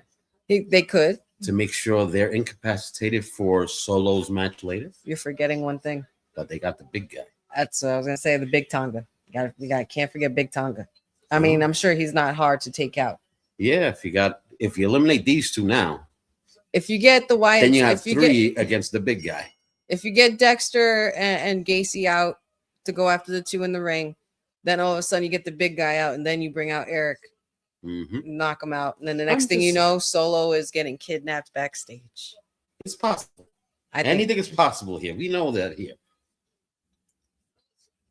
Bell has rung. Match is starting. Tama Tonga versus Shinsuke Nakamura, 1-on-1 bragging rights only. Nothing on the line, nothing special, no qualifier. This is just straight bragging rights and some throwback good old indie wrestling history. Knees to the gut of Tama Tonga. Shinsuke trying to dominate and looking to dominate early in this match, especially if he's going to have to take out somebody like Tama Tonga, who's a pretty dangerous man when it comes to being in this ring. And here we go with the foot shake. The electrifying foot shake. We can't forget that Tom has been eyeballing that U.S. title lately too.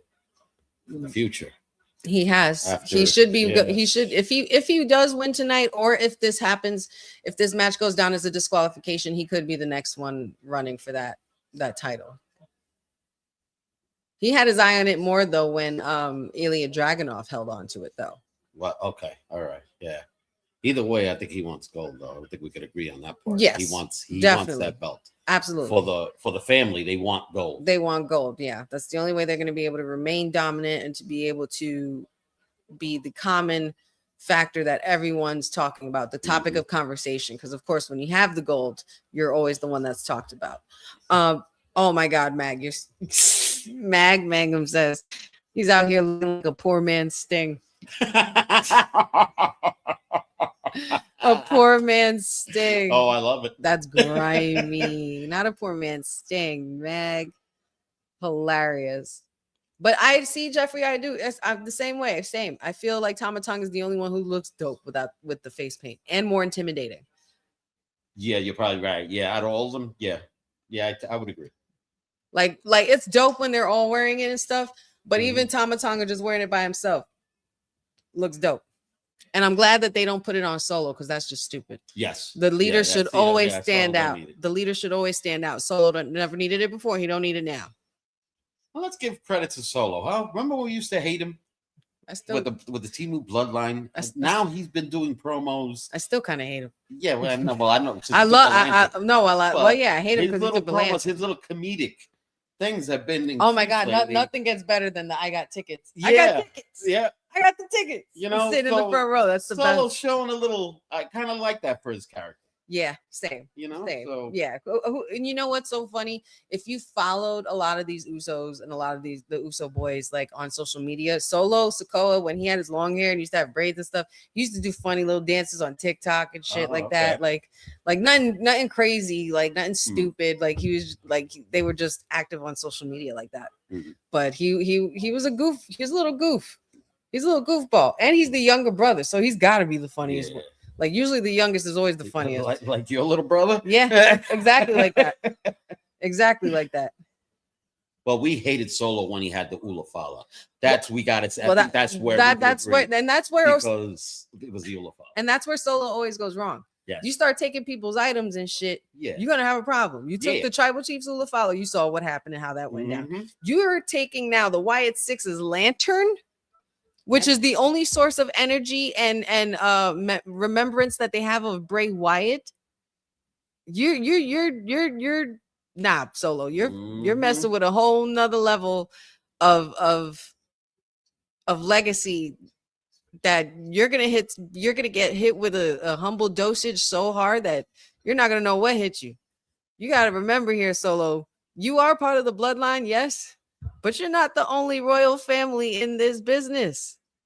There is a Rotunda family afoot in spirit and in the flesh. And when you got the spirits on your side, listen, I'm not messing with that. I'm not messing with that. You don't mess with the Bray Wyatt spirit. You don't, that's just something you don't do. I might be getting a little nostalgic, but for those who remember, when they stole the Undertaker's urn, what happened to the people who took the Undertaker's urn? Yeah. They never took it again. You know, they and they never ended up took it paying again. the price big.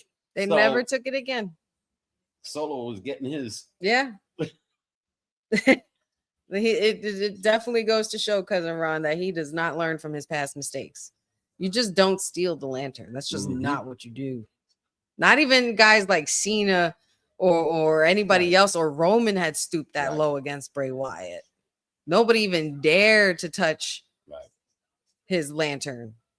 But if you were, and if this was in the 90s, when you messed with Taker's urn, when you even thought about raising your hand to hit Paul Bearer and get hands on that urn, man, listen, Undertaker was not having that shit. And now we're back to the action, back from commercial. Shinsuke still dominating in this match, which is kind of worrying me because usually that looks like too much of a good sign. Though as much as I love Shinsuke and want him to succeed, the shenanigans and the numbers game could definitely play a factor in this match if Shinsuke is not careful.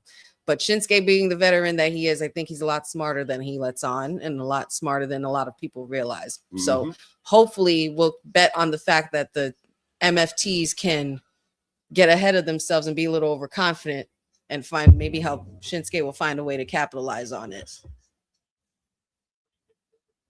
Shinsuke with some veteran movements here, man. I was about to say that. Very vintage. Shinsuke is a veteran. Very vintage Shinsuke right there.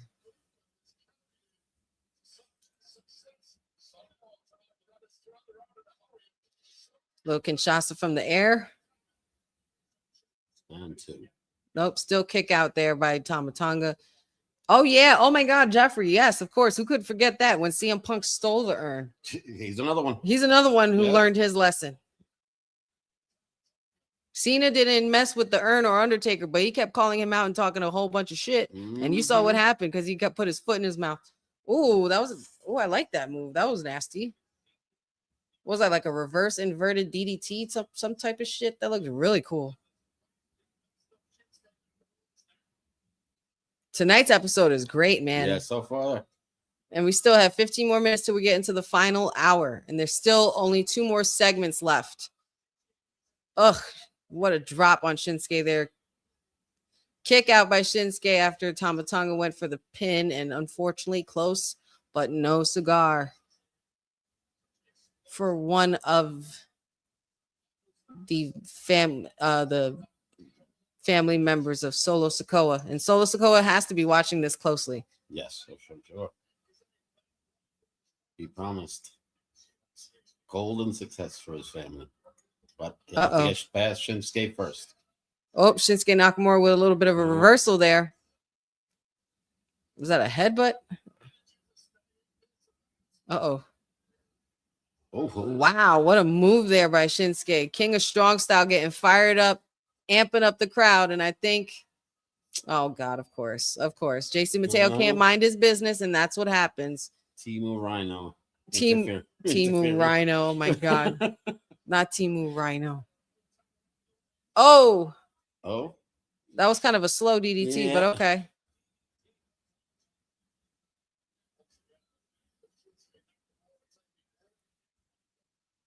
Tama Tonga looking to get business handled and put away Shinsuke for good.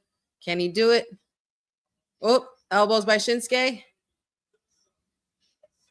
Back-to-back suplex there.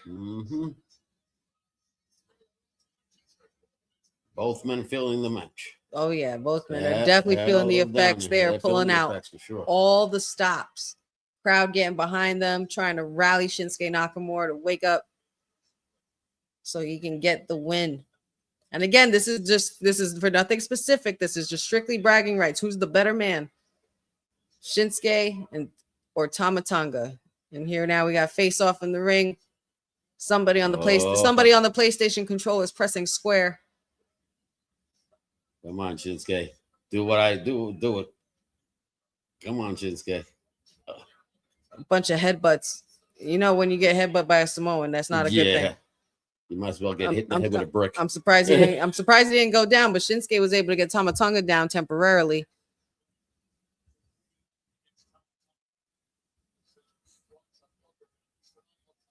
Oh, Tama Tonga fired up. Getting real upset. Oh. I feel like there's going to be a knee to the face. What a good takedown by Shinsuke. 1, 2. Kick out by Tama Tonga again. Not enough to get the 3. And what does Shinsuke have to do? Uh-oh. Is he going for it? Oh, no, you don't. Here we go. Shenanigans have ensued. Shinsuke getting hit in the back of the head by Tama Tonga. And Shinsuke needs to do something.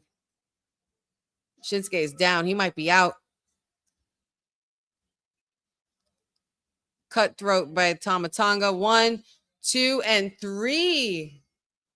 Wow.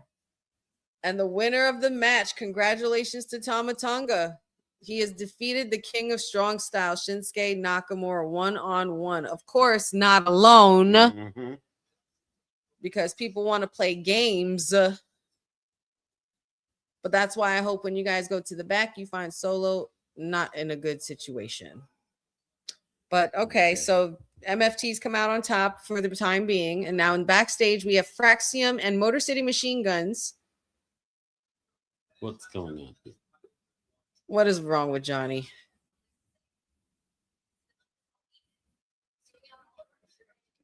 Oh, Johnny's going through depression because his friend is gone. Oh, I mean, I would be too.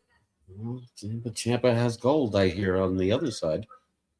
Yes, he is. He is. He's got Goldie again. Yes. On a different company. Yes, on a different company that we shall not mention. Yes, the other company that shall not be named Yes. on this network because this is for WWE purposes. Still a fan of Ciampa, though. Shout outs to Ciampa, though. Yeah, still always a fan. Shout outs to the Psycho Killer. Yes. It's like he's the world champ. He's the champion in another promotion, and here I am left with nothing. Absolutely nothing.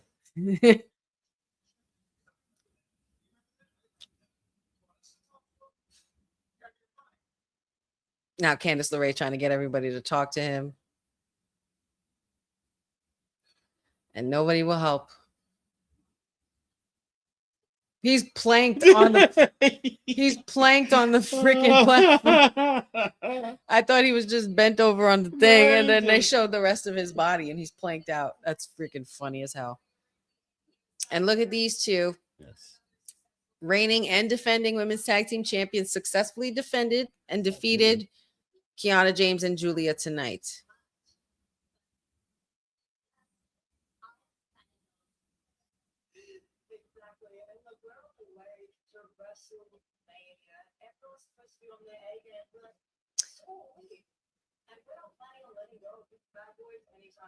All right, well, they're planning their road to WrestleMania, and they're damn sure not looking to let go of those titles. Not Jeffrey, not John, not Johnny doing the mannequin challenge. That's funny. That boy is a real crowd pleaser. Oh, boy. the bougie bullies. They're back for more. Oh, the way Nia just whipped her hair in Kathy Kelly's face, that was hysterical.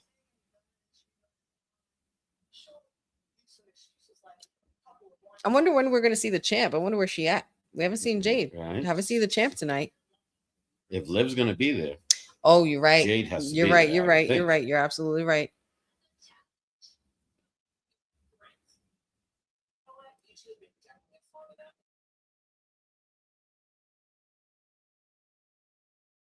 Not for nothing. Jade never got her lick back against Liv for Liv being the one to blame her attack on Naomi. Mm-hmm. Oh, look who's here. Or for her attack from Naomi. Oh, and there they are. Oh, Raquel Up standing next, with him. Okay. we have Liv Morgan and Miss Raquel Rodriguez, big sexy, big mommy Chola, heading to the ring, y'all. And you know, it being that we're on the topic of women in wrestling, and because also just because women in general are doing such great things in the wrestling business, we are going to briefly take a break. And you guys can refill your snacks, refill your beverages, run to the bathroom really fast as you can, because yeah, we got a lot more to cover. We have one last hour, but before we commence into the next segment for the night, please check out the Women's Wrestling Archive. Women's wrestling didn't just show up yesterday in glitter boots. We've been here the entire time, body slamming through history. The Women's Wrestling Archive launches 2026, and it's going to pave the way for all women's wrestling. Because if we don't document it, a man might think he did it first. This has been a passion project for a very long time. Head over to the womenswrestlingarchive.com to donate 1, 5, or whatever you can. It all goes a long way. Let's give these women the spotlight that they've always deserved. Her story belongs in history. Help us preserve it today. Join us at womenswrestlingarchive.com. Support the archive. Support women's wrestling. Donate today.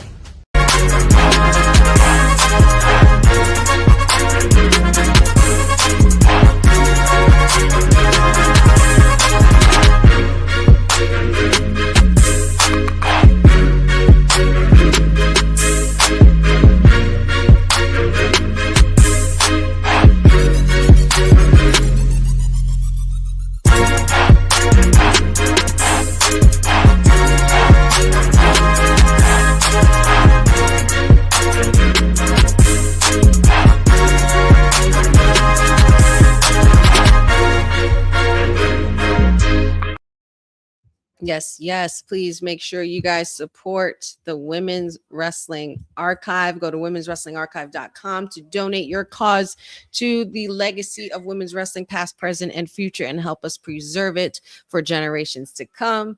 All you got to do is send in a donation. Doesn't matter what kind of donation, $1, $5, or more. Any donation helps. And don't forget, also, Women's Wrestling Talk is teaming up with NordVPN to keep you guys protected online. So if you're streaming matches, traveling, or working on the go, NordVPN keeps your connection fast, private, and secure. So make sure you guys get your exclusive deal right there below at nordvpn.com and use the code WWT to stay safe, secure, on the go with good connection. NordVPN, it does wonders. You know, sometimes there might be days where you get connection that will be ahead of what's already on the television. You know what I'm saying? So it helps. It definitely helps. But yeah, womenswrestlingarchive.com and nordvpn.com and use code WWT. But yes, guys, we are pretty much getting into the final hour of our SmackDown watch along. It's been an amazing first 2 hours, of course, joined by Papa Honey, with his wonderful hat. Hey, y'all. and we got Liv Morgan on her way to ringside to address and discuss the events of this past week, I'm sure, and the fallout of the Rumble. And of course, she has a choice to make. What title is she going for? What direction is she going in? How is she going to punch her ticket, and with who? So we're going to find that out momentarily when she enters the arena, which is taking place, of course, in Charlotte, North Carolina. We've been live since then, since 8 o'clock. And yeah, guys, a lot's been going on. We still have also one more qualifier match, which I'm sure will be the main event of the night, a triple threat men's match between Aleister Black, Solo Sikoa. I'm sorry. It's okay. And and the Viper, Randy Orton. Oh, Hey, hi, Matt Cardona. hey, look who he's with, Cruz. Look at Apollo Crews. Oh, I'm so glad to see him on TV. Protein par with chisel maps. How dare you? How dare you insult my client like this? My #1 draft pick. You speak disrespectful. Well, you know what? I Matt Cardona versus Kit Wilson next week. Book it, Nick. Book it. Yeah, let's book it now. I like that suit, Apollo. That jacket is dope. Yeah. He looks good. I'd rock something like that. Yeah. Oh, I'm loving that. And here we go. Nick Aldis is in the ring. I'm sure he's about to introduce go. our Rumble winner. And we're going to get into our segment of the night. I'm sure we'll hopefully see the champion Jade show up, because this will be addressed to her as well. She has to be in the loop, being that she is the current champion for SmackDown as well. And we got to see what her road to WrestleMania is going to look like. And then, of course, we got our triple threat match happening for the main event. We had a successful tag team women's match with RHIYO defending successfully against KIANA James and GIULIA. Congratulations to RHIYO for retaining. Shinsuke Nakamura just lost to Tama Tonga one-on-one due to shenanigans, of course, from the MFTs. No Solo Sikoa and no Big Tonga. And we did get a message from Uncle Howdy in regards to Solo Sikoa stealing the lantern. So I'm sure we'll hopefully see more from that happen tonight. If not, maybe to be continued next week. And then we also had our women's triple threat qualifier match with Lash legend Tiffany Stratton and Chelsea Green. And Tiffany Stratton came out on top. So congratulations to her for advancing into the Women's Elimination Chamber and being the first entrant. And Carmelo Hayes successfully defended his United States title in an open challenge against The Miz. So really, really fun action-packed night. But let's see what the greatest Women's Royal Rumble winner of all time has to say.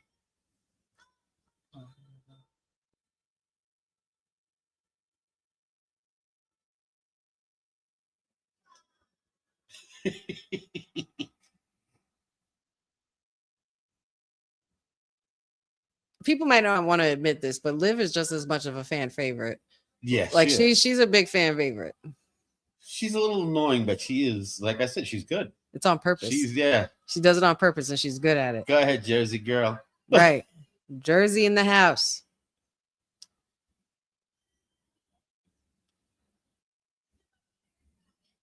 Oh, my bad, Boza. Excuse me. That was a non-title match with Melo and The Miz.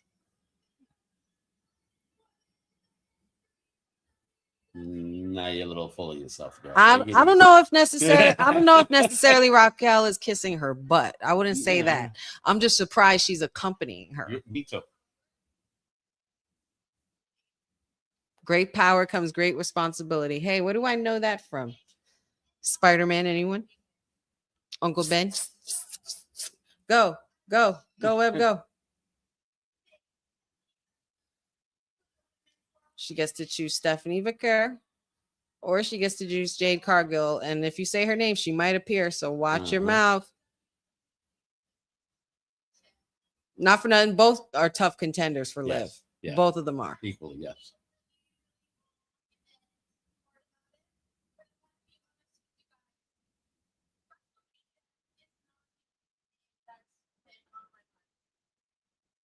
WrestleMania is not the only thing that's been on her mind.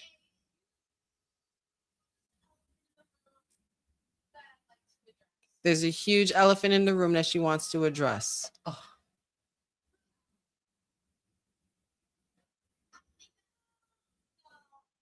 Uh-oh.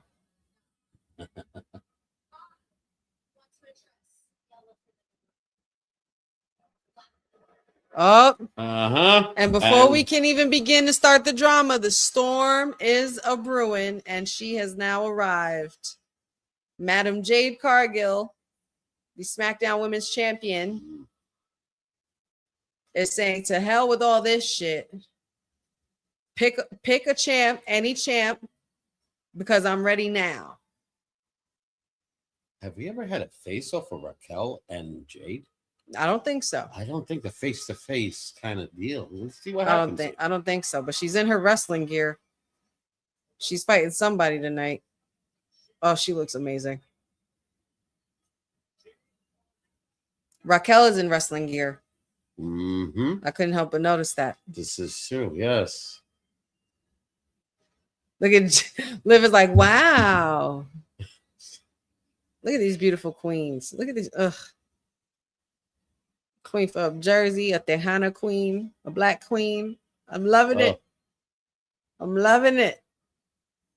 I swear to God, she's a walking superhero, bro. She's a walking comic book character. And she really looks like that.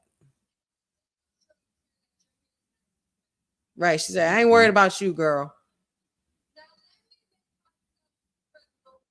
Oh, crystal clear. Oh, I'm gonna beat your ass at WrestleMania.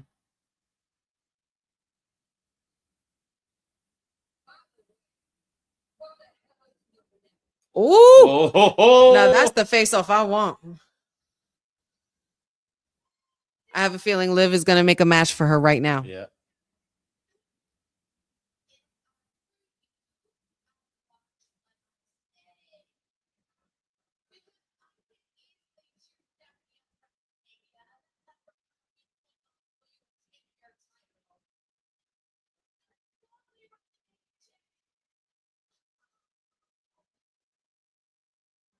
Oh, who's coming?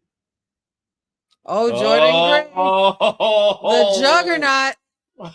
Oh, shit now. There's a lot of meat in this ring. Yeah. No bread, no water, no potatoes, just meat. It's meat.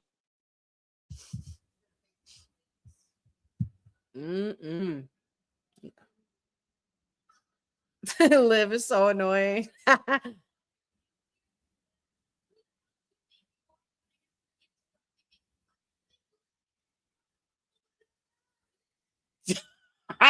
They said, shut up, bitch. Oh my God.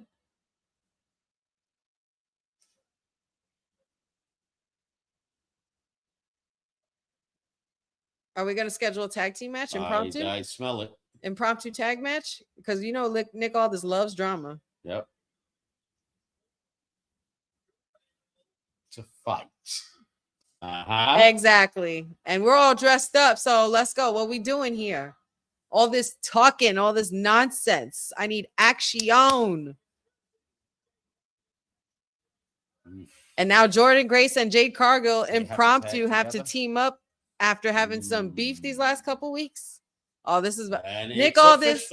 Nick, you are messy.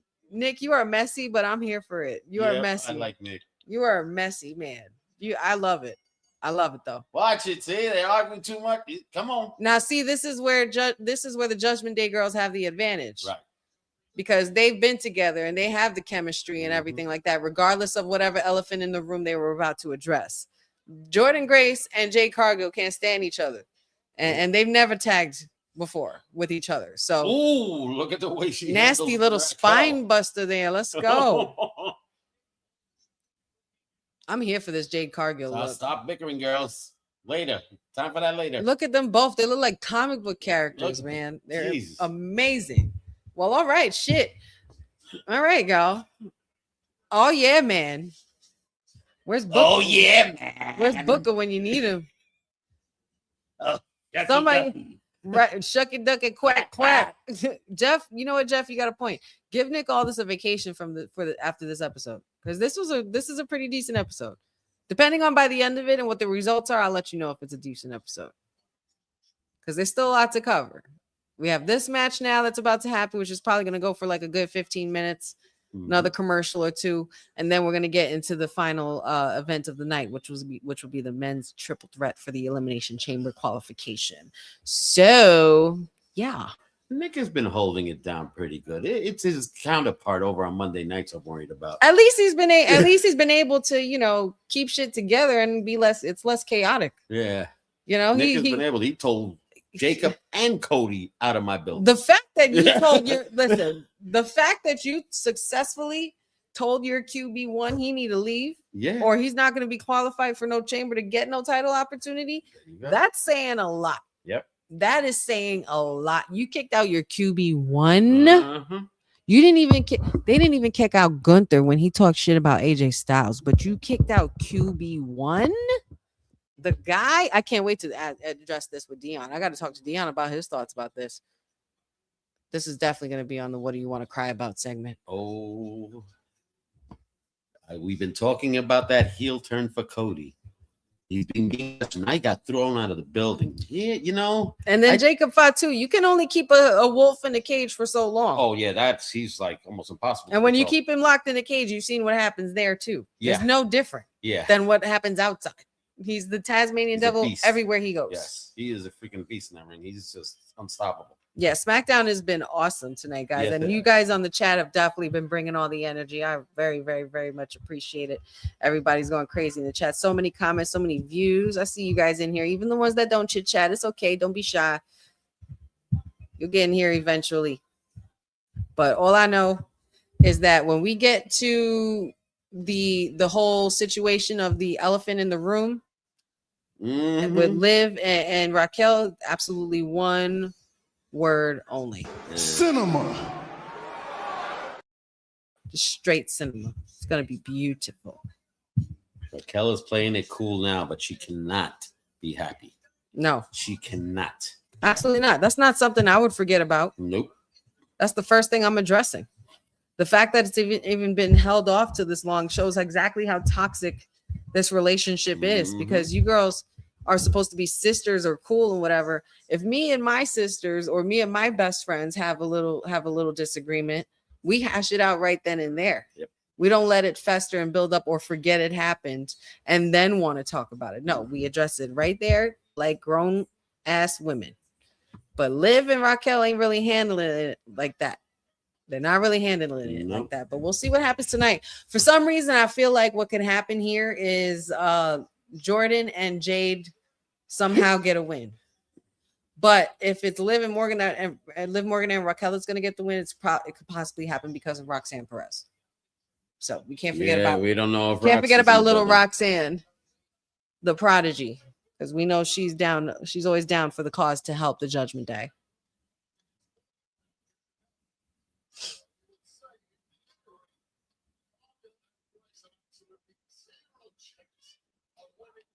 Gas Mask says muscle mommies for the win. Guys, let me know in the chat. Let me know who your pick for this match is. Who you guys think is going to win. Will Liv and Raquel still stand the test of time and live to see another day? No pun intended. Or will we see Jade Cargill, the unexpected in Jade Cargill and Jordan Grace, and will they succeed in defending the former tag champs?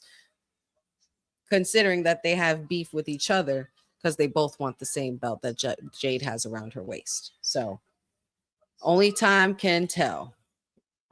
Excuse me. Bless you. Nice takedown there by Raquel. Oh, too soon. Too soon for that finisher, Raquel. Yeah. Back to the drawing board. Here goes Liv with the tag for Liv. Attacking Jordan Grace. This is big, man. We're seeing a former TNA superstar.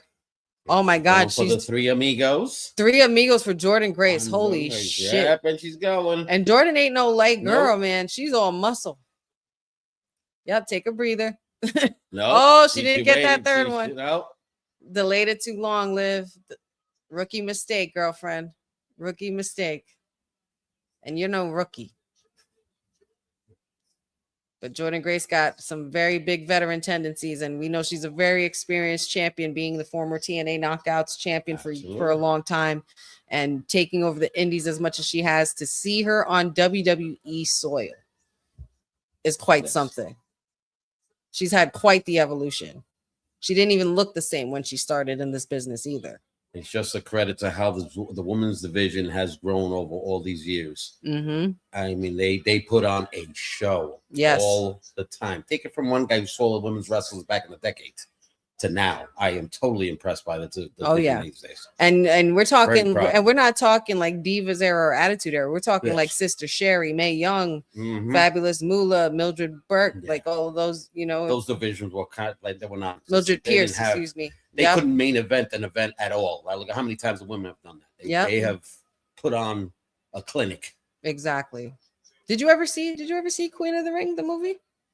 I gotta show that to you. Queen of the Ring. The Queen of the Ring movie is actually really good. It talks about the very first women's $1 million draw box office for an event. Mildred Pierce.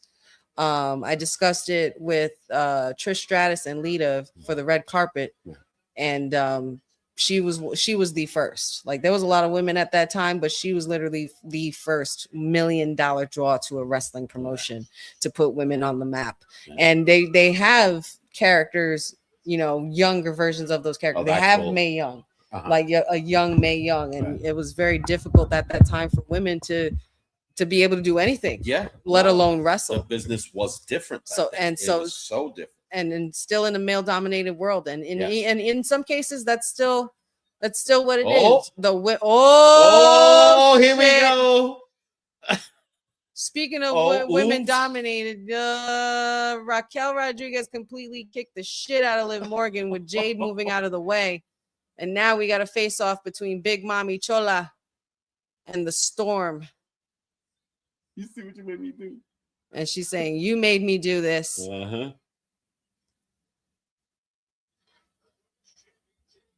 Oh, Jordan Grace pushing Raquel Rodriguez into Jade for the pin.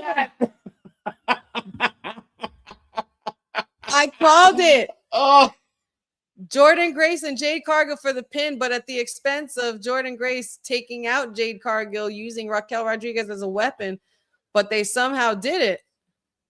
And it looks like both of them are giving each other the nod of respect that for once they were able to put their differences aside. Insane. Now there's the look. But here we go. Now who wants to talk about the elephant in the room? Yeah. Oh, Liv, you don't like that, huh? Oh, we did it twice to Raquel.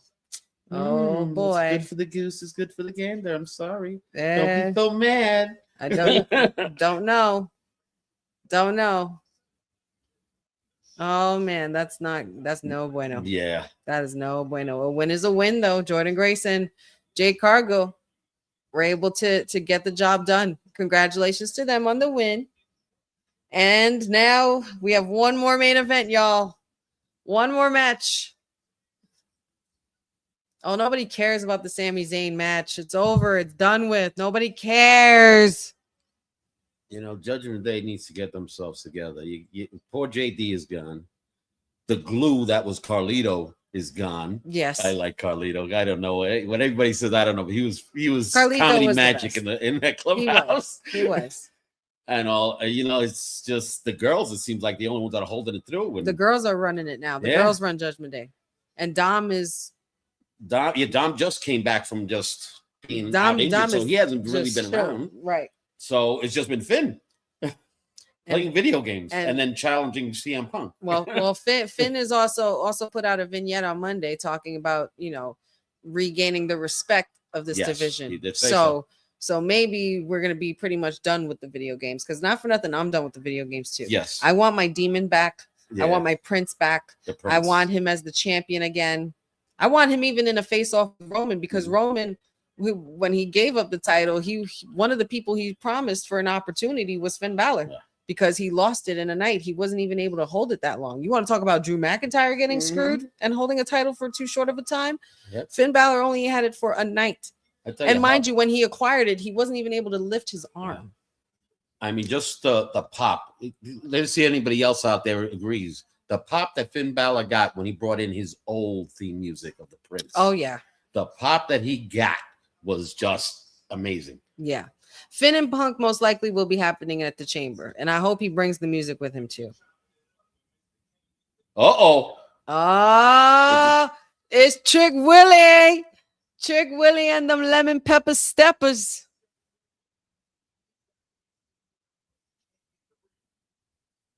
Hey, what are you talking about? Playoff and can't get a ring. Weren't you with the Eagles and you didn't get a ring with them?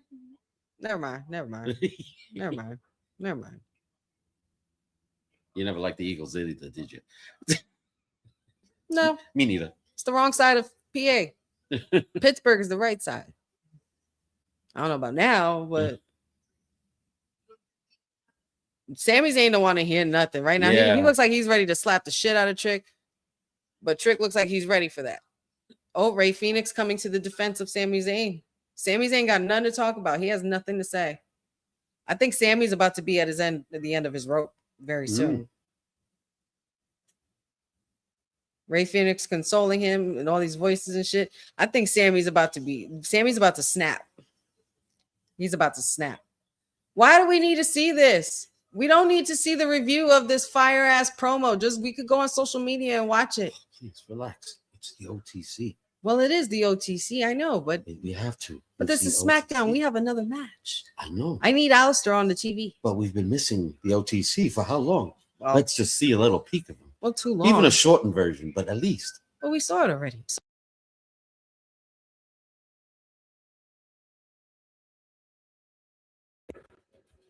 Oh, hell no. The new Scream.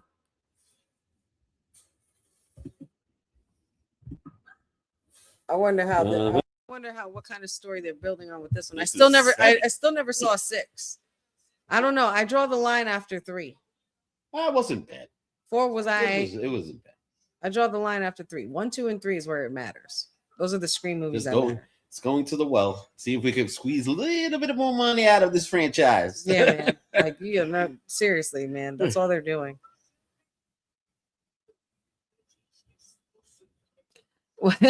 Boza, will Honey fly to Chi-Town if Alistair qualifies? Listen, I just might.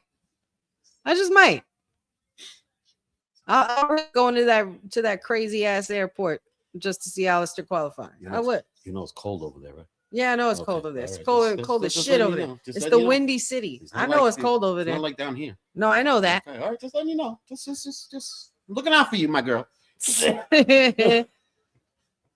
Oh, I like that, Mag. Getting Flash Funk vibes from Trick Williams. Okay, Flash Funk. Oh, I like that. That's a name I haven't heard in a while. That's a good reference, and that's a nice little throwback from the past. That got you. I like Mag. Mag, not for nothing, Mag. I think you just aged yourself, brother. I think you just aged yourself, my bro. That's all right. That's all right. But. Oh shit! Jeffrey says Sammy lost his smile. He's going through a Sean. He's going through a Sean phase. Him and Gargano are gonna have to get therapy. That's true. Oh my God, they're gonna go they're gonna go to a therapy session, and watch the person who's gonna be the therapist is gonna be Kit Wilson. The depression. Oh my goodness. Book it, and Miz too, because he can't get justice. And can't get back into the title picture. Well, I'm gonna get nostalgic again. One of the classic freaking therapy sessions was Kane and Daniel Bryan with the psychiatrist. The Team Hell No. Team Hell No. That was amazing. A freaking promo that was funny. Too funny. I'm the tag team champion. No, I'm the tag team champion. Such good shit. Oh yeah.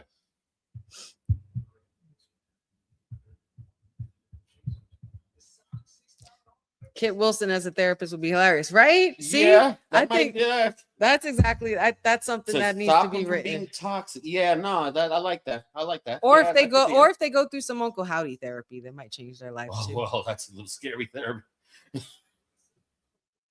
But nevertheless, he went to therapy. Uncle Howdy is very woke. Oh yes, very very woke, very aware, very mindful.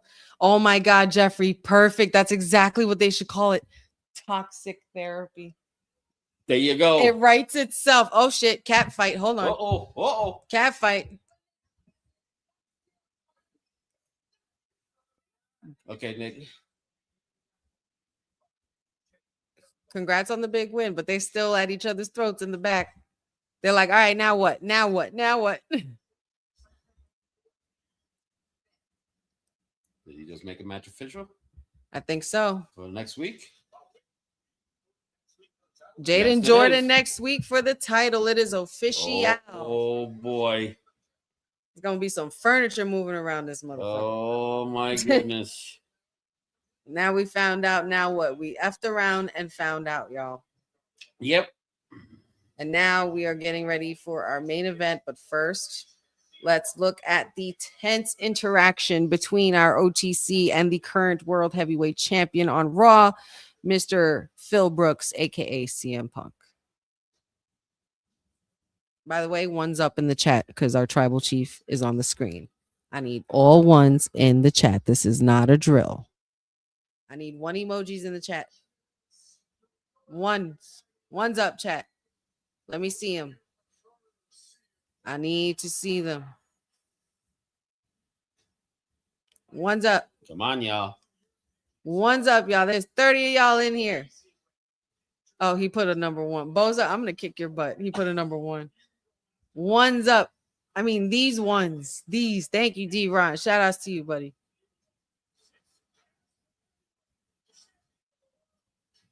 Heavyweight champion of the world. This was a crazy interaction. Like, I ended up watching this shit, and I'm like, can we have the match tomorrow? Thank you, Mag. Mm-hmm. And not for nothing, was anybody getting into Roman's necklace, that black diamond neck? Yo, how much that can cost? Shit. I'm sure it must cost some pretty big dollars. Cost somebody's college fund. Oh, hell yeah. Gas mask, shout outs to you. One's in the chat. Let's go for our OTC, our tribal chief, the one and only. Look at the history they're showing. My God, look at that. Roman looks Roman so and CM young. Punk have had history for a long time. They both looked so young then, too. And that was when Punk shaved his head. Yep. Yes, Ryan. Thank you for the ones. Right. Well, I learned from you is what not to do.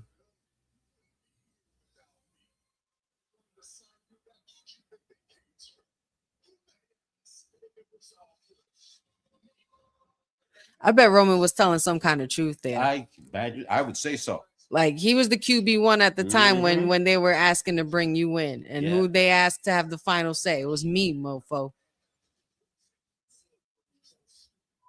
Zebros or some stupid shit like that. That shit, I was like, oh my God, Roman.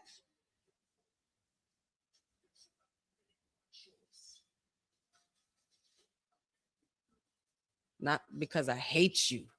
I've always hated you. Such a good fucking promo. Cousin Ron with the ones up, Jeffrey with the ones up, and the crosses of the X because he likes both. I respect it. Literally, you can feel when it's a shoot. He really meant that shit. I hated you and I always hated you, mofo. For 9 years, you were gone and the people were still screaming your name while they were booing the shit out of me. I would feel a type of way too if I'm Roman. Hatred runs deep. Now, Councilman and I also had. Oh shit! Let's try this again. Drew's back. Let's try this again. Right. This is the third time, y'all. This is the third time. Let's see if the third time's a charm. Yeah. Let's see if the third time's a charm, y'all. This is hilarious.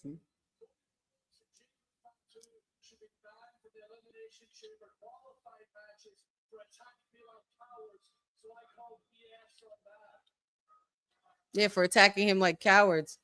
Drew would never do that to someone. No. He would attack you to your face. No. Oh, yeah, sure.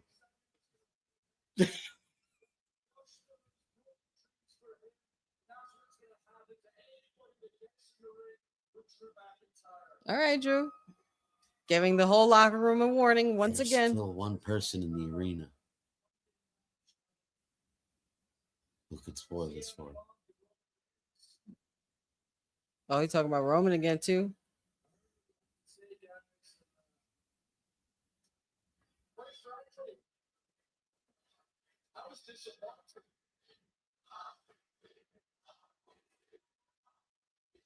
There's only one person who could stop this. Kit Wilson.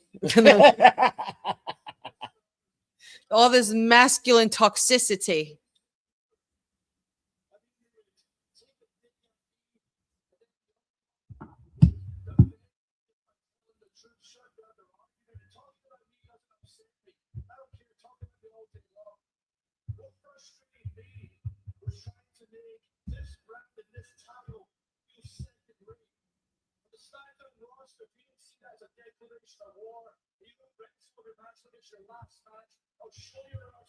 All right, well, Drew talking a lot of mess right now. We have a main event to get to, Drew. Enough of this shit. The man makes the title makes the man. Who stops him? Oh, Sammy. That's what I'm Sami thinking. Zayn. Because he's the one who was ready to snap. And this is where it's going to happen. I'm just waiting to see. If you hear the crowd get loud, it's because Sammy's coming. It has to be Sammy. Sammy looked like he was ready to snap backstage. He said a lot of legends there.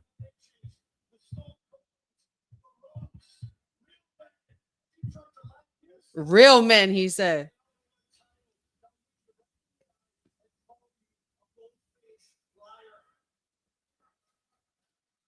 No, there's one thing. Drew McIntyre and Killer Cross got a lot of things in common. They don't like liars. Mm-hmm. And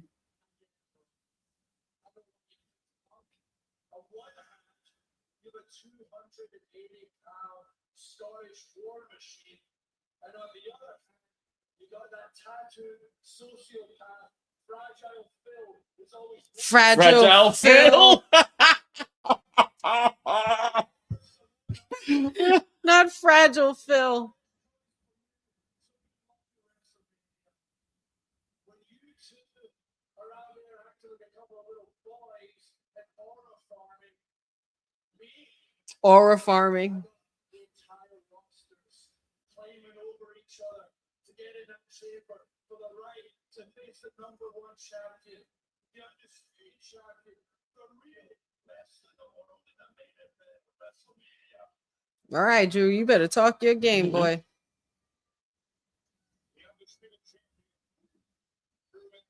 Music plays and that's it. I feel like a haluva kick is coming or something. Yeah. Oh, Trick Williams music just hit, y'all. Oh. Whoop that trick. Uh-huh. Uh-huh. Oh, boy. Oh, yeah. Uh-huh. Yeah. This is about to I pick like up, it. man. Oh, yeah, man. Oh, yeah, man. That's Trick. Trick Willie. That shuck it, duck it, quack, quack. He's the perfect man. He's the perfect man to start being a thorn in Drew's side. He's the perfect amount of annoying and cocky that you need for Drew right now.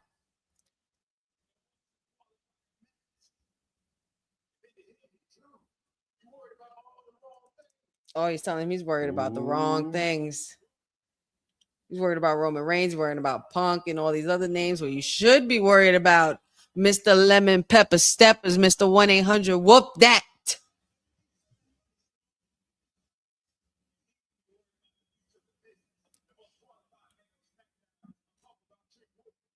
The future of the business, the most qualified of SmackDown.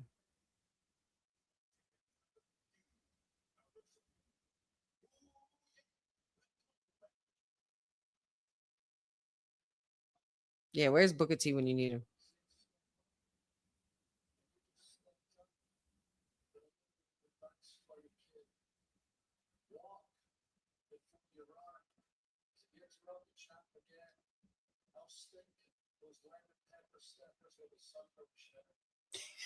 I'll stick those lemon pepper steppers where the sun don't shine. Go ahead, Drew. All right, Drew, you finally were able to walk away from talking shit without getting jumped on for the third time tonight. Oh, they pushed it. Yo, they are pushing Trick to the moon. Benjamin, you right. They're giving him that space shuttle. Yeah. They're giving him that shuttle. He about to go to Floston Paradise. Do we think that he's going to be in one of those qualifiers into the Elimination Chamber? I think he so. definitely should be. I think he. The way they're pushing him, he's going to be one of the participants. Yes, that is true. And we talked about it last night on Kayfabe too. I might have had to change our list. Ah, the one. Yeah. Okay. Yeah. So. Yeah, and we have Trick Williams on that list. Right. So Jacob Fatu, Cody Rhodes. These are just random picks that Papa Honey and I discussed, and I also discussed a little briefly with Councilman in a way that where it would make sense for what our picks would be for the Elimination Chamber for the men's. And I got Jacob Fatu, Cody Rhodes, Randy Orton, Sami Zayn, Trick Williams, Obafemi. Potentially. Potentially, right. Those are all heavy hitters. Ain't no comedic relief in there. I mean, the most comedy relief you'll get would be something with Randy Orton. But I feel like those would be good 6 names. Mm-hmm.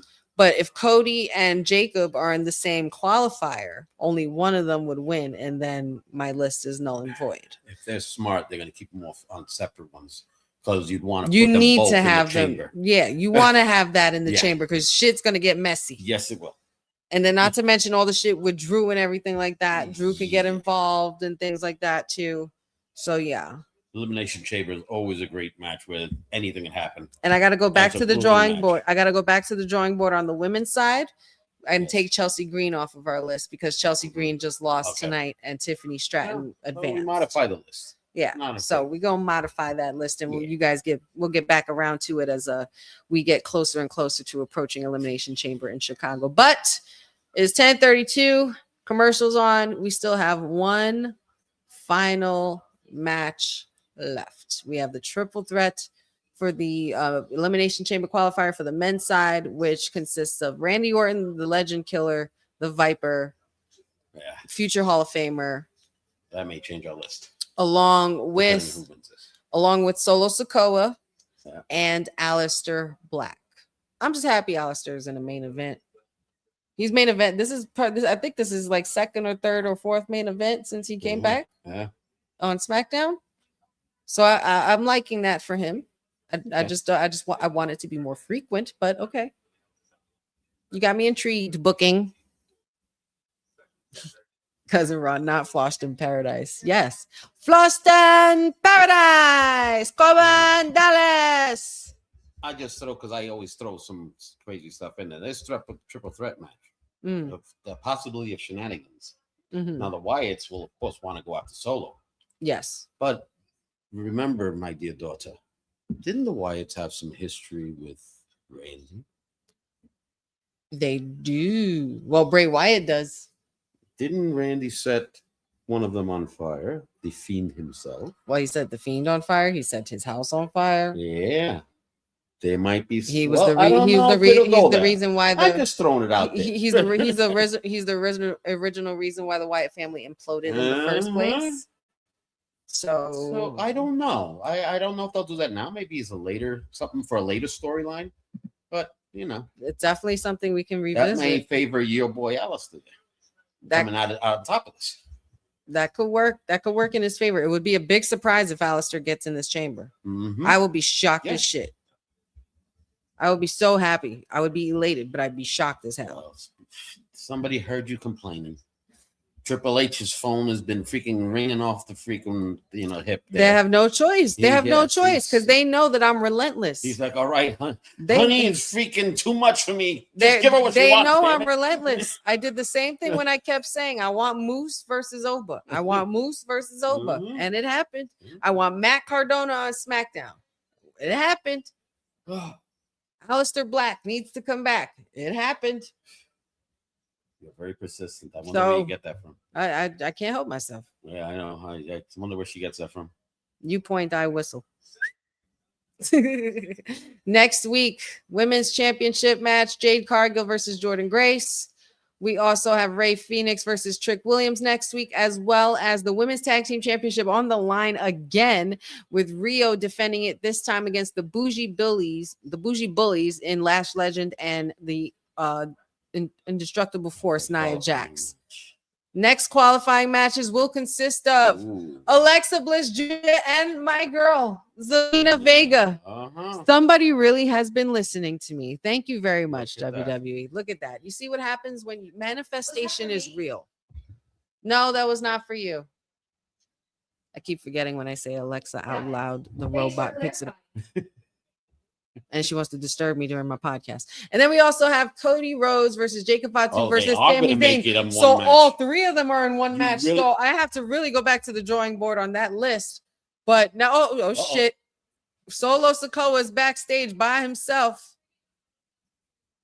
Oh, I don't know if you want your final thoughts because he's a little paranoid. Oh, there goes a glitch. We got a glitch.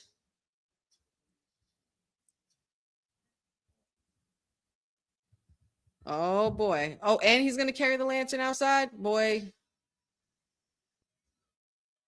Oh, the Wyatts are definitely getting involved. He is scared. No family around and no big Tonga. Oh shit. I'm not happy yet. I'm not happy yet, Jeffrey. I'm getting there. Yeah. It's a work in progress. And we got to go back to the drawing board on the men's elimination for next week because Yes, we Cody, do. Sammy, and Jacob in the same one. Yes. It's got to be Cody or Jacob or Sam. Who? I don't know. I don't know. And then you have the shenanigans of Drew. Yeah, we that have can mess with that. we have to We further. don't know what's going to happen. This is going to be interesting. We have to further Yeah, this is discuss, and we have to go back into the war room and Ima- find out what we're gonna do with Imagine if this. Cody is eliminated from the Elimination Chamber match. Where would his head go then? And you're not in Mania at all. Ooh. That's crazy to go from Ooh. QB1 to then lose it all. Ooh. I'm very happy about this men's qualifier. It's just about the results. It's just all about the results. Jacob versus Cody versus Sammy next week is going to be a stupid match. That's got to be main event. Look at you. It's got to be the main event. He does the spin and everything. I freaking hate it so much. This disrespect. The straight up disrespect. The disrespect.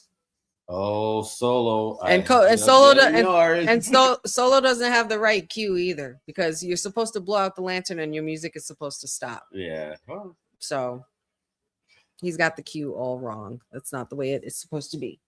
You know, Solo's got to be scared. Is this one of the first times we've seen him without a little backup outside? I think so. Usually has someone. One of the first times, yeah. That he's all alone.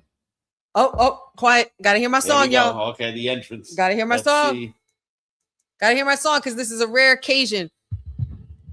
Oh, and there's my girl. My little Slytherin snake, Zelina Vega. My Latina bruja. Yes, he's rising from the dead. Finally, he's on TV. I can hear the music. Yes. I can see the candles. I love that entrance. That's and the smoke. The aura. Woo! No man is ever truly good. Yes, outfit.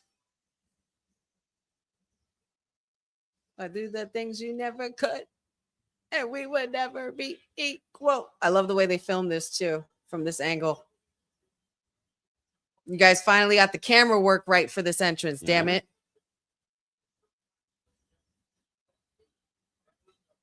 Your favorite dark romance couple is in the building, y'all.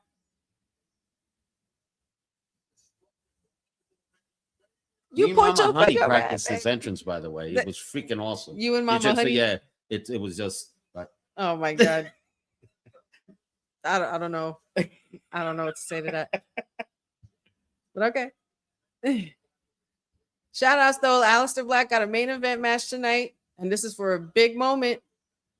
I would love to see him in the Elimination Chamber qualifier. yeah, right. Go ahead, girl. That's a great husband and wife entrance. I really love it. That's really good. I love it. I love it. It's not the same as everybody else's. It's still different. Yeah. I'm glad that I was a little skeptical at first, but I'm happy they're together. I'm happy that they wrote them in together. They just look good on paper. They're reminiscent of how Carrie and Scarlett did. Yes. when they came together. And they were husband and wife, so reminiscent of them. Yes. And here we go. Of course, a favorite. And here we They go. talk to me. We hearing the voices? Are we hearing those voices? The Viper is in the chat, y'all. Viper has entered the building. All designed to keep you safe. But when rules start getting broken.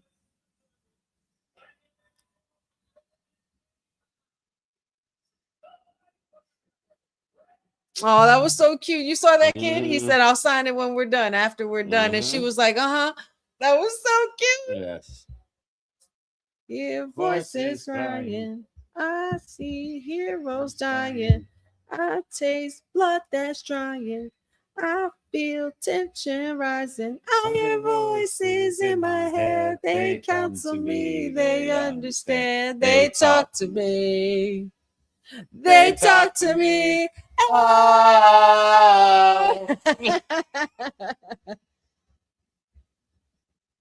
So yeah, man, we already got a stacked SmackDown for next week, and I like that because it'll make it a little easier to do some predictions. This week they made it a little difficult. Oh, everybody, arms up! You got to do the muscles. It's like this. You got to do like this. Yeah, he just throws his hand over his head. Yeah, there we go. Got to get it right. Got to get those arms right. If you guys see my socials, you've seen the clip of me and Dion talking about the discussion and the evolution of Randy, not only Randy Orton, but his pose and when he decided to get the arms right. Now, this is a big deal, man. Now we got 20 minutes, about 20 minutes for this match, probably 3-4 commercials. They're going to squeeze in this motherfucker. And look at Trick Williams watching from the sidelines. They're really booking this man. They're really booking this man, and I love it for Trick. Damn, Alistair, did you get more work on your fucking body, dude? Right? Did he get more ink? There's some dark. Right? It looks darker on his Maybe chest. He touched up on some of his ink. Ooh, little back kick, little black mass, little reversal of the Vipe. The RKO. Ooh, nasty kick by Alistair. Come on now.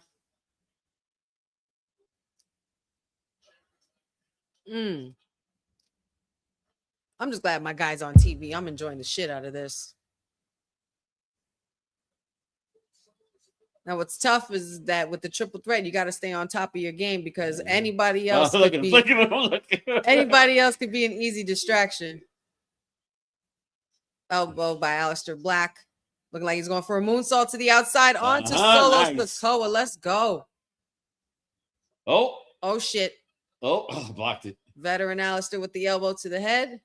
Staying on top of it. And Alistair's already a little dominant in this match. Oh, yeah, I love it. Yeah, I love it. Trick is going to play a part in something there. Trick could probably ruin it for Alistair. And then we see a program between them. Randy. Didn't Randy give him the RKO? That's true. He did. Maybe he wants to cash in on that receipt. So you're trying to say, and then Uncle Howdy distracting Solo. Are you saying that Alistair could possibly? Maybe some. You saying that Alistair could win this? Is there potential That's here? what I'm saying. Don't get my hopes up. That's what I'm saying, baby doll. That's what I'm saying. Papa Honey's getting my hopes up, y'all. If Alistair wins this match, his equipment is gone. And the most I'll have is the mic in my hand. I will be screaming my lungs out. So please make sure you guys adjust your volume towards the end of the stream. I can't adjust the volume here. Can't make any promises on the volume. She may knock me over. I mean, it's happened. Yeah. It's happened before.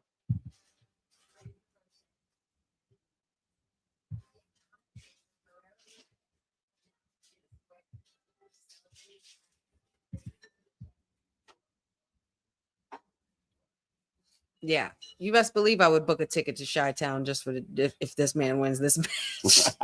I'll take the train. I do not care. I will find a way. But also, guys, chat, let me know before we get out of here. Let me know what your favorite moment of the night was. What was one of your biggest highlights or biggest takeaways from this evening's event, aside from, of course, what's transpiring now, which is the main event. What did you enjoy about tonight? What was your favorite match? Besides, you know, the fact that the main event hasn't finished. But what were you? Match? Because I was going to say me. What were I your? had- Oh, But well, you with the you with this hat on has definitely been a highlight for the show But- today. I don't know. Nick Aldis flexing his muscle was pretty good for me tonight against people like Cody and Jacob's caliber. That was pretty for him. I think that's a perfect segue to lead into what my Yeah. choice is, only because speaking of flexing muscles, my favorite highlight of the night was, of course, Mr. Kit Wilson, the antidote in motion, trying to make us feel, you know, free from that masculine toxicity that he speaks of. Unfortunately, it didn't bode well for Kit Wilson because he got his ass beat by Obafemi, which was a great moment. Yeah, that was another great moment there. Great moment. I wasn't expecting Oba to be here like doing double duty. Raquel giving the boot to live was another good one tonight. Yeah, which is there's a like, lot of uh-oh. shenanigans that went down in that match. Oh, there's much to And that unravel tag team, here. and unexpectedly for Jordan Grace and Jade Cargill to Yeah. get the upper hand and win, being Yeah. that they never tagged before. Right. It was just the luck of the draw was on their Mhm. side because of the friction that's going on between Liv and Raquel. And then now we have new qualifier matches for next week. Just to go over that before we go back. Well, we're back from commercial now, but just to go over what's going to be happening next week. We got Jordan Grace versus Jade Cargill for the WWE Women's Championship. We have yet another men's qualifier match for the Elimination Chamber with Cody Rhodes, Jacob Fatu, and Sami Zayn all taking part. For the women's side, we have my girl who's at ringside accompanying her husband, Zelina Vega, along with Julia, the U.S. champ, and Alexa Bliss. That's going to be pretty fire. And then RHIYO is defending their tag titles again.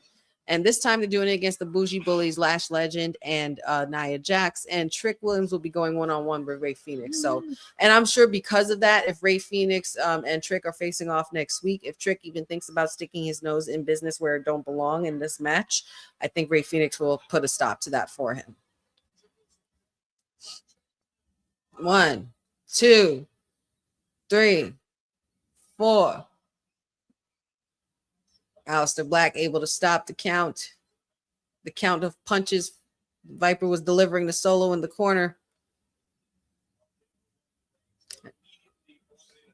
Out of all three of these men, Papa Honey, which one of these guys do you think has the most potential to get out of this match unscathed and to qualify for the next round and to punch their ticket into the chamber? Who do you think really has the true shot? I have to go with your guy. I have to Aleister? go with Aleister. Because of the other things going on in the background, with Trick being there and the Wyatts, with the MFTs are gone for some reason and Solo's alone. Mm-hmm. I think that I got to lean toward Aleister here coming out of this. Yes, with shenanigans, but I have It'll a still feeling. work out in his favor. It wouldn't hurt him. As much as I love Randy, but I don't know. All right, Aleister for Papa Honey. Everybody, let me know in the chat who is winning, who is walking out of this triple threat with their ticket punched for the Elimination Chamber. Is it going to be Aleister Black, Solo Sikoa, or Randy Orton? Let me know in the chat, y'all. Oh my goodness, that was almost dangerous right there. Trick said, easy, brother. Aleister kind of need this after his last match, and he's been gone for a while. I think he would need a win to keep him relevant. It would be quite a turnaround after losing to that stupid ambulance match, huh? Exactly. So I think it would be for the character of Aleister Black. It would be for his benefit to push Sean past us and take this match. I got 2 votes for Randy Orton in the chat, one by Cousin Ron and one by Chris. No, there's a lot more people in this chat. Let me know, who are we picking? Which one of the 3? We got 10 minutes left of this match. Let me know before the match is over. Oh! Nasty clothesline. Here we go. Power slam. It's coming. I feel it. Oh. Solo ain't falling for that shit. He knew it. Oh, nice little side swipe there from Aleister. Solo looking like he was trying to go for rock bottom. Alistair not having it. Oh, jump pop up Samoan. Pop up jumping Samoan drop there.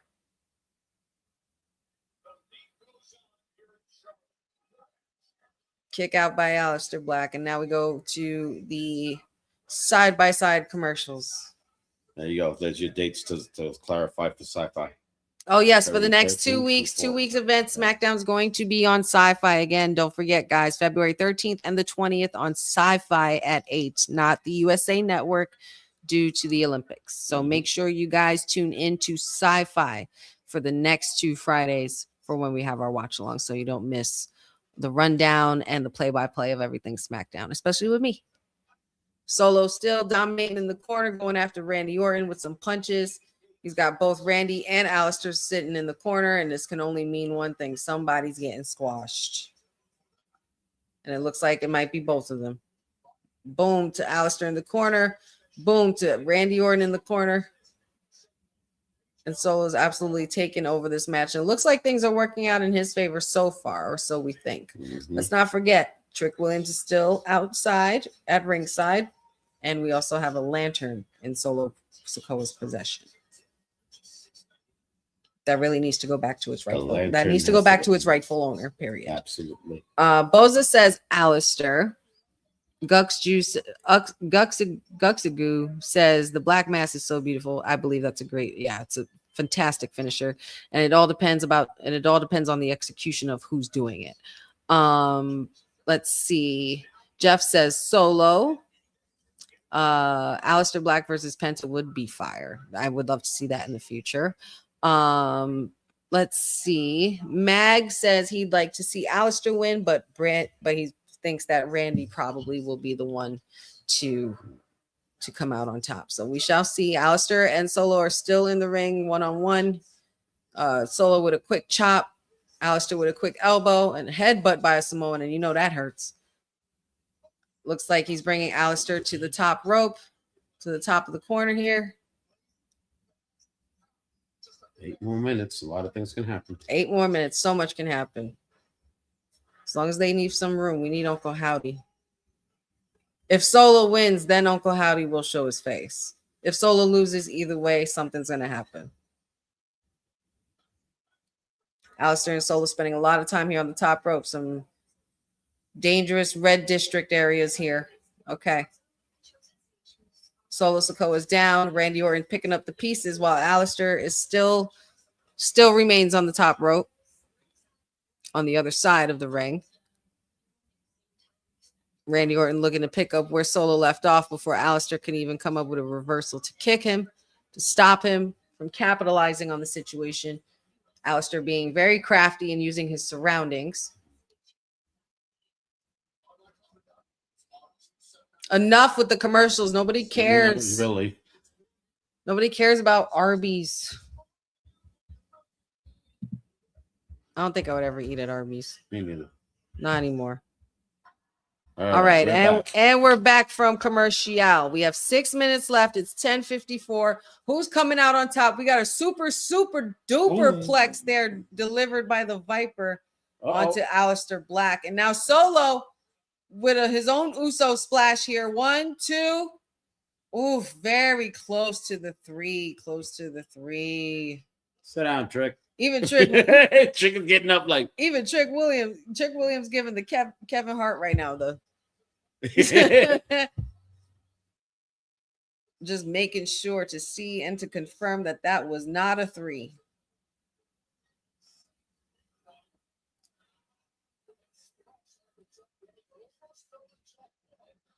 And the crowd getting a "This is awesome" chant in. And honestly, this is pretty awesome. It's an awesome match between 3 talented individuals, all with potential to go for a championship. Mm-hmm. Alistair throwing some elbows, Solo throwing some headbutts, Alistair throwing some kicks, Solo throwing some super kicks. Looking for a stank face? Or are we looking for the Umaga? We're looking Paying for the tribute to Umaga. The Umaga squash. Here it goes. And he misses. And he misses. Alistair out of the way. Can Alistair capitalize? Meteora from the top. All right now. Ooh, Oh shit. there's Clothesline Randy's by back Randy. in. Oh, Alistair's about to take some work right now. Here comes the power slam. Oh, Oh, well boy. executed. Here we Well go. executed. And the Viper, the veteran, the legend killer. Uh-oh. I think he's, oh, I thought he was hearing voices, but he was hearing voices before, but Solo, oh shit. We're trying to get Vintage Orton on the ropes. Solo was able to stop it. Up, somebody's getting thrown on that table. Oh, Solo's dropped. Do it again. Do it again. Break that shit. Oh. One more. Break it again. Here comes Alistair. Watch him. Oh, no. Alistair. Oh, cheap shot to the eye. Did he give him the Roddy Piper? He gave him the Piper. Oh, shit, Alistair. Oh, Randy got enough to go. I was going to say, the table got a break, no? Does he have Alistair down there for good? Trick Williams, you better sit your ass down. Alistair just keeping an eye on everything, making sure y'all don't step out of line, stay in your lane. Madam Zelina and Mr. 1-800 whoop that. It looks like we're gonna be going for a Vintage Orton here on the ropes. Oh. Poor Solo Sikoa. Nasty DDT. And now here we go. The voices are starting to turn. And I think Randy is hearing them. Here we go. And here we go. The Viper's getting ready to strike. Will he succeed? Oh, that was a kick to the face. Oh. Shit. Rock bottom by Solo. 1, 2. Woo! I thought that was 3. I thought that was 3. I was about to be so upset. I thought that was 3. We got 3 minutes, y'all.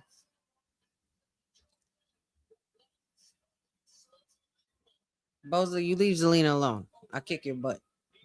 What do you say about Zelina? He says Zelina's crying. So what's she crying? She want her husband to win. I'd be crying too. A German suplex pin there from Alistair. Now he's going for Solo. Strike of the knees. Watch the ropes. Oh, wow. Another kick out by Solo. Alistair Black is pissed off. What else is it going to take? Oh, no. Oh, my poor guy. Alistair, turn around. Turn around. Oh, it's over. Oh, 1, 2. Woo, you almost had it. Shit, here it comes. Okay. Please give him a black mask. Give him a black mask. Black mask. End it. Shit. He hit it. He hit the. But can he capitalize? Can he capitalize? No. Alistair, veteran move. Good job, Alistair. You better roll your ass out. I'm not the one getting pinned for this shit. I'm not the one getting pinned. Oh, shit. Watch out for Solo. Watch out for Solo. The suspense is killing me right now, y'all.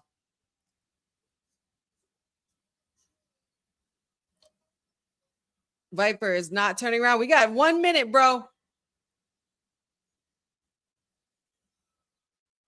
Oh!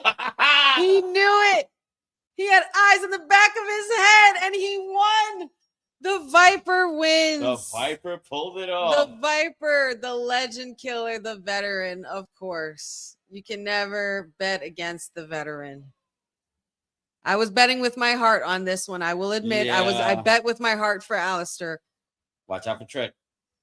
Oh yeah, definitely. Yeah. He might pop up. Watch out for Trick. The Viper comes out with the win, and he is officially the first participant entered into the men's elimination chamber match for Chicago. Good, really good freaking match. But both of the matches tonight for the qualifiers were amazing. Yep. Shout outs and congratulations to Randy. Tiffany Stratton, and shout outs and congratulations to the Viper.